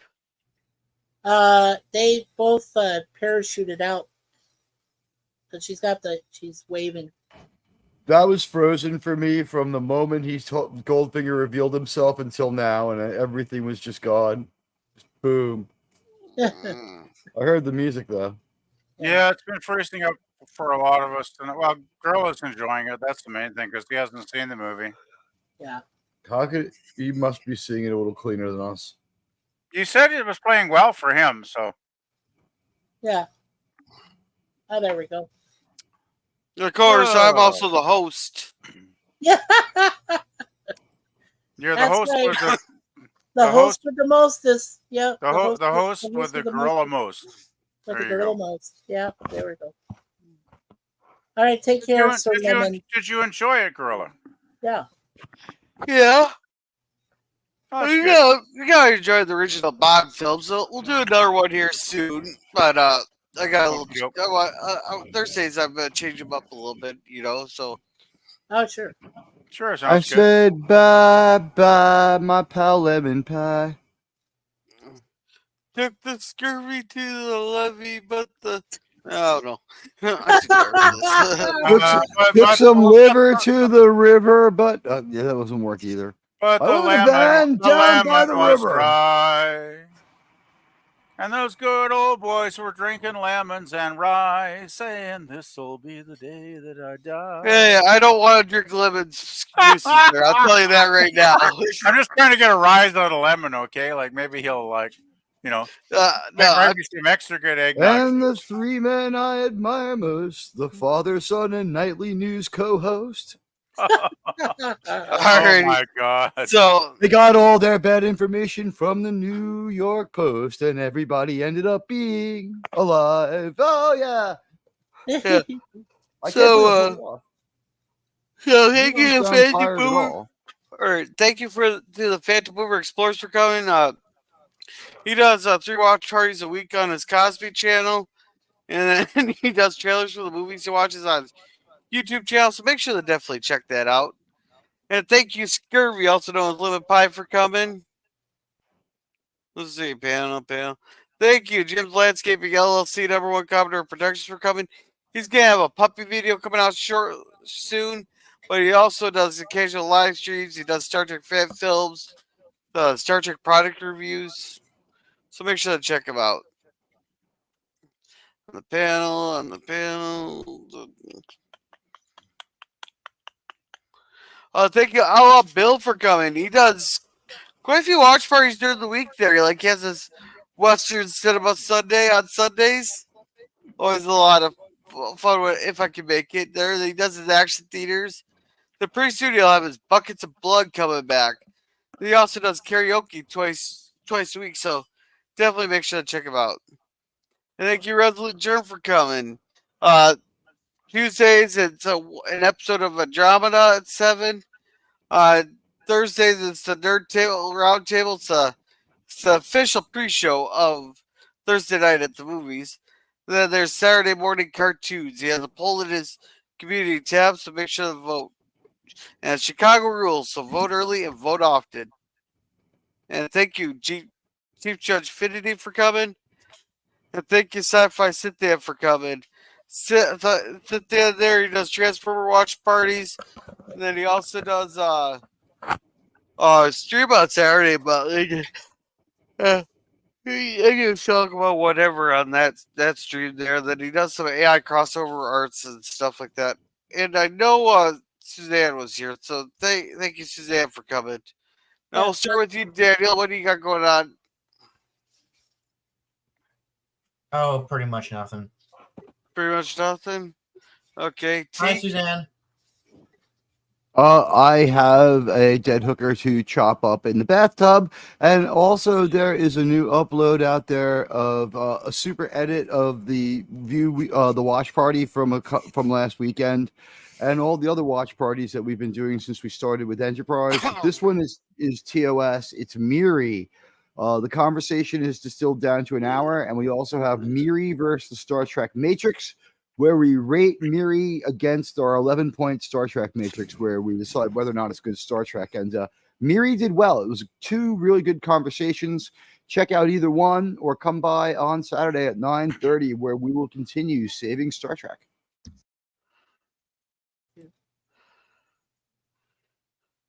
All righty. Thank you, Ed. And Mikey, what you got going on? Okay, so as you all know, we just went ahead and we're going to move up the Deadpool and Wolverine review to Friday, September 6th. It'll still be at the same time, 11 p.m. It should be, it shouldn't be interfering with your Walton stream on that night, Gorilla. I'll make sure. But also, starting September 2nd, we will be going into our weekly webcam series. As I said, I'll be doing 2 episodes of Red Dwarf on Mondays. And then on Tuesdays, I'll be doing an episode again of the Secrets of ISIS. And then we'll also be doing an episode on Wednesdays with the Greatest American Hero. And then on Thursdays, I'll do 2 episodes. I'll start with 2 episodes review from the A-Team. And I really did like Robert Vaughn in season 5 as Stockwell. So, yeah, I mean, he did great. Let's see. And then, of course, throughout the rest of the year, we'll have a live stream happening on my birthday, September 22nd. We'll have one live stream on October 14th. We'll have another one on October 30th, which is celebrating the series of Addams Family and the Monsters. Mikey, please slow down. I'm trying to put all this on my Google Calendar. I don't want to miss any of this. I'm sorry, T. Could you just go back and start again with what you're doing? Oh, sure. So every Friday. Thank you, Mikey. Yeah, no problem. So every Friday, starting September 6th, after we do the Deadpool Wolverine review on that date, we'll start again with our Star Trek film. I've been holding off on that movie for your review. So I hope it's still in theaters. Yeah. Oh well, I hope so too, because we're wanting to see it again at the end of this month. So.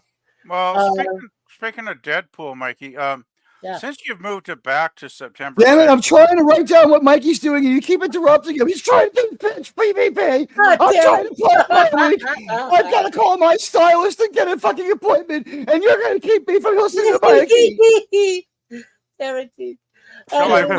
I'll wait to ask my question when Mikey's finished. Then. Okay, I'm almost done. All right. So of all the decency in the world. Jeez. Stop it. I don't want Tig's head to explode, so I'll be quiet. So like I said, October 30th, the day before Halloween, we'll be doing a live stream covering the Addams Family, both the series and their movies, as well as the Munsters, their series and their movies. It'll be a special Halloween edition. Yeah, it'll be a special Halloween edition. And what time does it start? Like in the Eastern time zone. It's going to start at. Down. I know. It's going to start at 10 p.m. on the 30th on October 30th. Oh, wow, that's great. 10 p.m. Eastern, yeah. And then we'll also do a special American Thanksgiving on November 29th, same time, 10 p.m. Eastern. We're also celebrating my father's 80th birthday on that day. So, I mean, that's amazing in our family that anybody can reach 80 years old. So it'll be a special moment for him. And then let's see. Yeah. And then after November, the 2 dates in December, Christmas Eve will start at 8 p.m. Eastern. We'll bring in the holiday. And then on the 31st, we'll bring in the New Year. Easter. Hold on. Like that could be like, at any time in March or April. I mean, I'm trying to keep up to date here. And you're just like, you're using these floating holidays. I mean, I'm good up till, could you go back to October? I got through August. Could you just tell me, what are you doing on Halloween at 10 o'clock? You're watching the Munsters. Keep Right, going. we're watching Addams Family and The Munsters. We'll be covering both series along with their movies. And then, like I said, on November 29th is when we're going to celebrate American Thanksgiving. I actually know that American Thanksgiving runs the day before, which is on the 28th, but I'd rather not run it when, everybody's having their turkey and enjoying the, whatever's on as far Well, as thank God NFL I can see my football and all mom. that stuff. So you see, I am being considerate of people watching, their Thanksgiving NFL football and everything on that day, as well as enjoying their meal. So You're yeah, that's really why I moved it up magnanimous. the You know day. that? I'm cool with that. I know what to do anyway on that part. I've gone through a lot of that. Like I said, and then Wait, hold on. So Christmas I'm only up to when you said in September you're doing what? in September. We're doing after we did the Deadpool thing on September 6th. The following Friday, we'll go back to what we were doing before, which was the Star Trek films, and we'll be working on Star Trek 4: The Wrath of Khan. That'll be after Gorilla's, Star Trek 4 live. or the Wrath of Khan? I'm sorry, Star Trek 4: The Voyage Home. See, even you There screwed you me go. up, Pete. Anyway, yeah, we already did Wrath of Khan. Let's see. Okay, yeah, and then like I said, Christmas Eve on the 24th of December at 8 p.m. Eastern, we'll be doing Christmas Yeah, oh, Eve good. I don't stream. have anything going on that night. Let me write that down. Go ahead. Yeah, and then on the 31st, we'll be celebrating New Year's Eve, and hopefully we can get everybody from each time zone, and we'll start at 8 p.m. Eastern then on December 31st, and we'll be able to get each time zone so that people can, and Gorilla and PvP and everybody that's, and if we can get you 2T. So, whoever brings in Eastern time zone and, so on and so forth. And then that's what we got planned, till the end of the year. Wait, come on, man. The Super Bowl's in February. You can't get us to the Super Bowl so I can plan the rest of. What are you doing in August? Can you go back to August and start over for me? I'm not doing anything in August right now, obviously, until I can get things fixed. So let's just Okay, wait so till when's the September. Deadpool review? The Deadpool review is on Friday, September 6th, and it's going to be at the same time, 11 p.m. It shouldn't interfere with Gorilla's Walton stream on that night. So I'm just saying. So when is Star Trek 4? And then Star Trek 4 is the following Friday, same time, 11 p.m. Eastern on September 13th. Right, 7 days later. So. Thank God I got all that right. Thank you. Okay, you're welcome. And now PvP. Well, gosh, not much going on here. I'm kind of taking a break because Wait, what do you do? What are you doing on December 31st, PvP? Fuck you. I want your schedule right now. I haven't looked that far ahead, but since it is. Shit. Oh my God. Oh my. Sorry, go ahead. Pleasant Valley Picker and I will be broadcasting the Gray's Compass. What was the Super Bowl? I don't really need to say anything, do I? Because I mean, it's pretty obvious what's happening here, but that's all good. That's all We're good. having some fun. That's all good. Yes. I imagine on New Year's Eve, I'll probably be consuming too many quantities of alcohol and trying to look for something entertaining to watch and maybe hanging out with some friends on here and having a good time. So that's pretty much very generalized look forward to many months from now, but it seems to generally happen on New Year's Eve. I just wanted to ask Mikey, though. I have a serious question. If that's still allowed. You're going to do the first week September for Deadpool and Wolverine review, correct? Yes. I just want to know, and I really kind of urge you because I mean a review. No spoilers on that one. It's only 9 weeks out. You want to respect people, okay? It's only 9 weeks. No spoilers. I want to have an open panel discussion about the pros and cons of the film. If you don't feel comfortable doing that in September, that's fine, Mikey, if you just want to do a basic review. But I would really, really like to get a panel discussion and dig into the film as to what were the good points, what were the not so good points, the things we loved, the things we didn't love. Because I thought it was a very mixed bag watching it personally. I'm not going to give anything away, but I thought it was a good film, but I was disappointed. Because I was Yeah. expecting something at the level of the first two films, and for me, it didn't It's quite not quite get there. You're right. Yeah. Hey, PvP, Yeah. let me ask you a question. Did you ever feel like you needed a couple of minutes to absorb the jokes where you're like, oh, you're just throwing them at me too fast. Just calm down. You don't need to snow shovel these jokes at me. Calm down. It was just like at one point it was like 4 and 5 jokes a minute, and you're like, 2 of those jokes actually sucked. One of those jokes was sort of funny. 2 of them were in the middle. It kept me snickering, but I didn't really laugh a lot. Yeah, that's my. I think I did a good gut laugh maybe 4 times during the whole movie. Right, which is better than some outright comedies. But for Deadpool, that sucks. Like the first 2 films, I was laughing constantly through those. Right, yeah, you just falling all over your seat in the first 2 movies. They didn't give any fucks, and they were messing around with their own continuity. It was just pure gold, right? And this one, I mean, even the people. I mean, there was only like 10 people because I decided to go to the matinee in the afternoon yesterday because I wasn't working. So I thought, well, fuck, this is my chance to get in there and see this damn thing, before they. Goddamn right.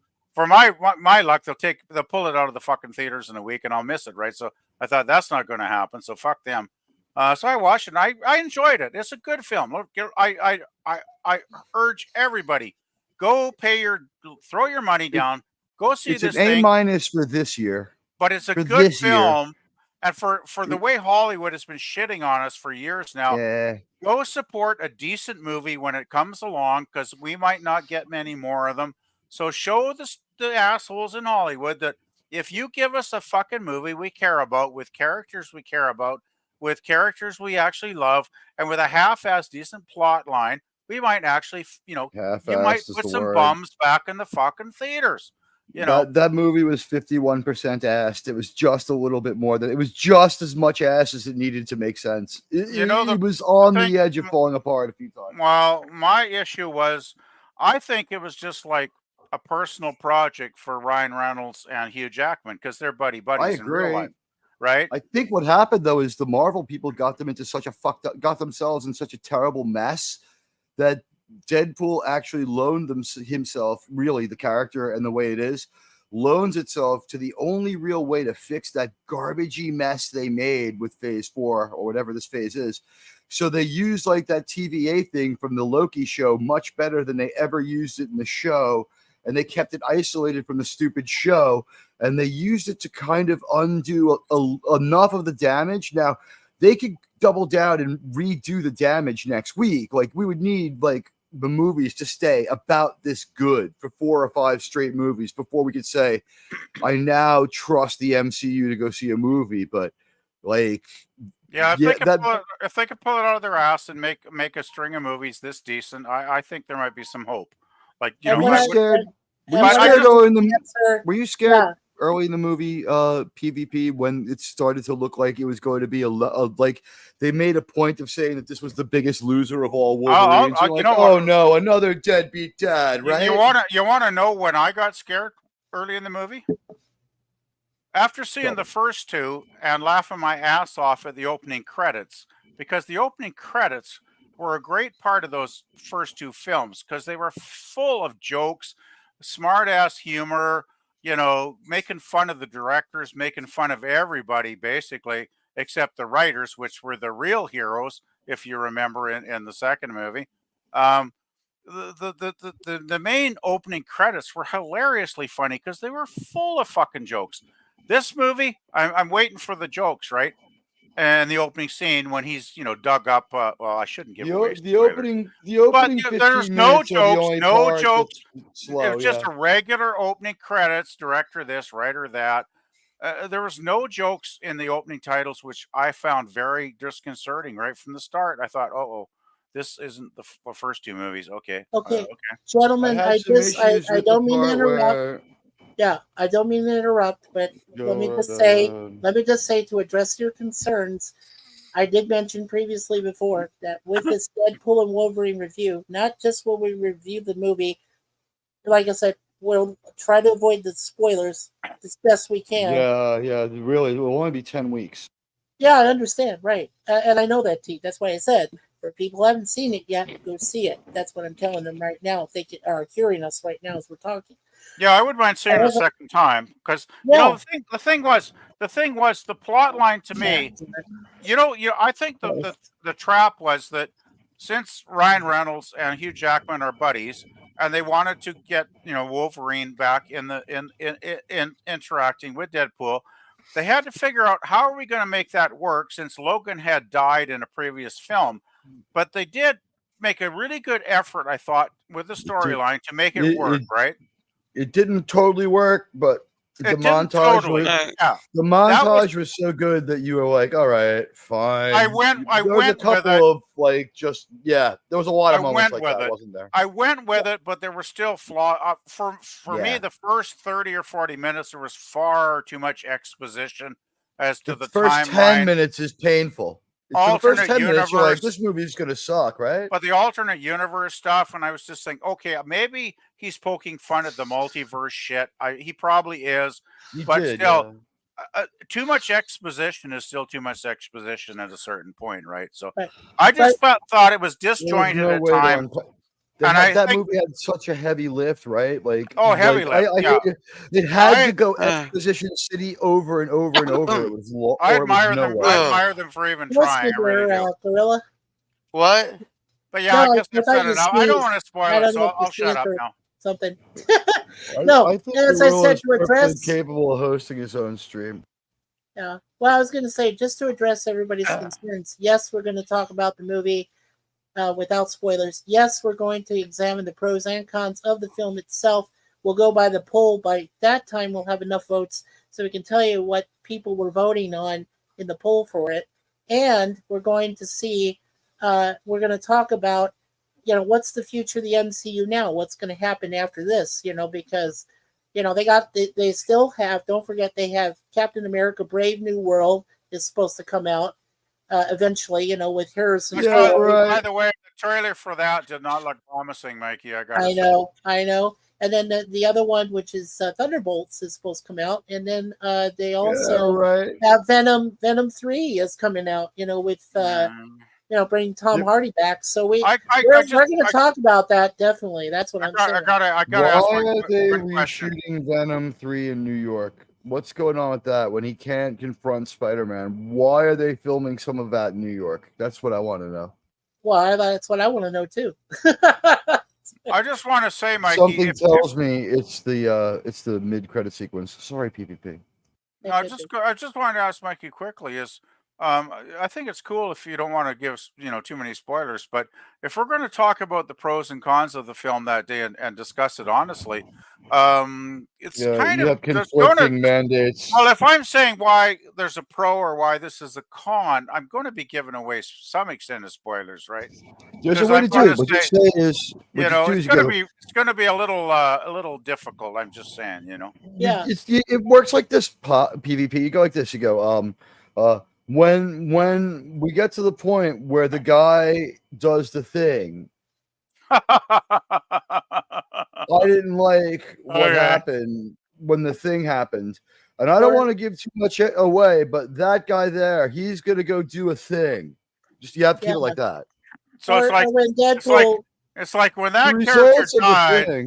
When that character died that certain horrific way, it was not pleasant, but I won't say who it was. Right. Or when Deadpool tells that terrible thing about Johnny Storm, and then now you're being more specific than I just was. Come on, Mikey. I roboted out there. I purposely avoided mentioning Johnny Storm. Okay, I'm just doing a comparison, but it is funny though. Okay, I'm going to give you a spoiler right now. Connie Storm is in the movie. Okay, Connie Storm, yeah. I'd rather wait in a way though. Like I'll probably pop in that night, but I don't know how much I'll say. Storm. I want to do a really in-depth, discussion on, really dig into what was good and what was not so good, and the pros and cons and the little nuances, and what we thought about this and that. I'd really like to get into a really good discussion with you guys about the film because I like the film. I think it's a hell of a good film. And yeah, 15 minutes too long. It could have. Well, they should have done another rewrite or two on the script. My thought, because there's stuff that could have been trimmed. Beat up on all our bladders with 2 mid-credit scenes. Yeah, editing could have could have been trimmed for sure. So I thought this was almost a work in progress that Ryan Reynolds and Hugh Jackman loved so much because they were having a great time filming it. That maybe they kind of were maybe not quite seeing it for what it was, and they kind of let some stuff slip when they might have. Because I think Ryan in the first two films, those are very tight movies. Like story-wise, those are both very tight, concise movies. They have a great pacing. They move at a good pace. They're never boring. There's never a lot of long expositional shit that bores the hell out of me. And that's why I found the first two movies, better than this third one, for those very reasons. Anyway, I'll save it for when we actually dig into it. Save for when we do it. When we dig into it, like an angry wood tick on your leg, Or a bed bug. Thank God I don't have any of those little suckers. Well, we do, God. unfortunately. So. You have bed. Oh, that's horrible. Yeah, we do in our What? building. It's terrible. Yeah. So. Yep, got to deal with it. Anyway. Yeah. Go ahead, Gorilla. You there still, sir? Huh? Sorry. Girls going, what the fuck are you assholes talking about? Hey, Mikey. Mikey's just done with he just finished running down his Yeah. schedule. PvP's next. Yeah. Yeah, Oh, God. PvP. I got Oh. nothing going on. Nothing going on. I've said enough. Yeah. All right. As for me, tomorrow we are reviewing the Walton's episode, The Matchmaker. Yay. Saturday we should have 2 more episodes of DS9. Sunday, The Godfather. Then Wednesdays we just started watching Freaks and Geeks. Freaks and Geeks. Okay. And then next Thursday, if King's available, we'll have a very special cringe stock coming up. Not Mexican, but I'll do it. Yeah. Oh, we're going to get back to cringe talk, are we? Yeah. Oh. So with that, you have a good night, and remember, be a gorilla. Good night, Good night, everybody.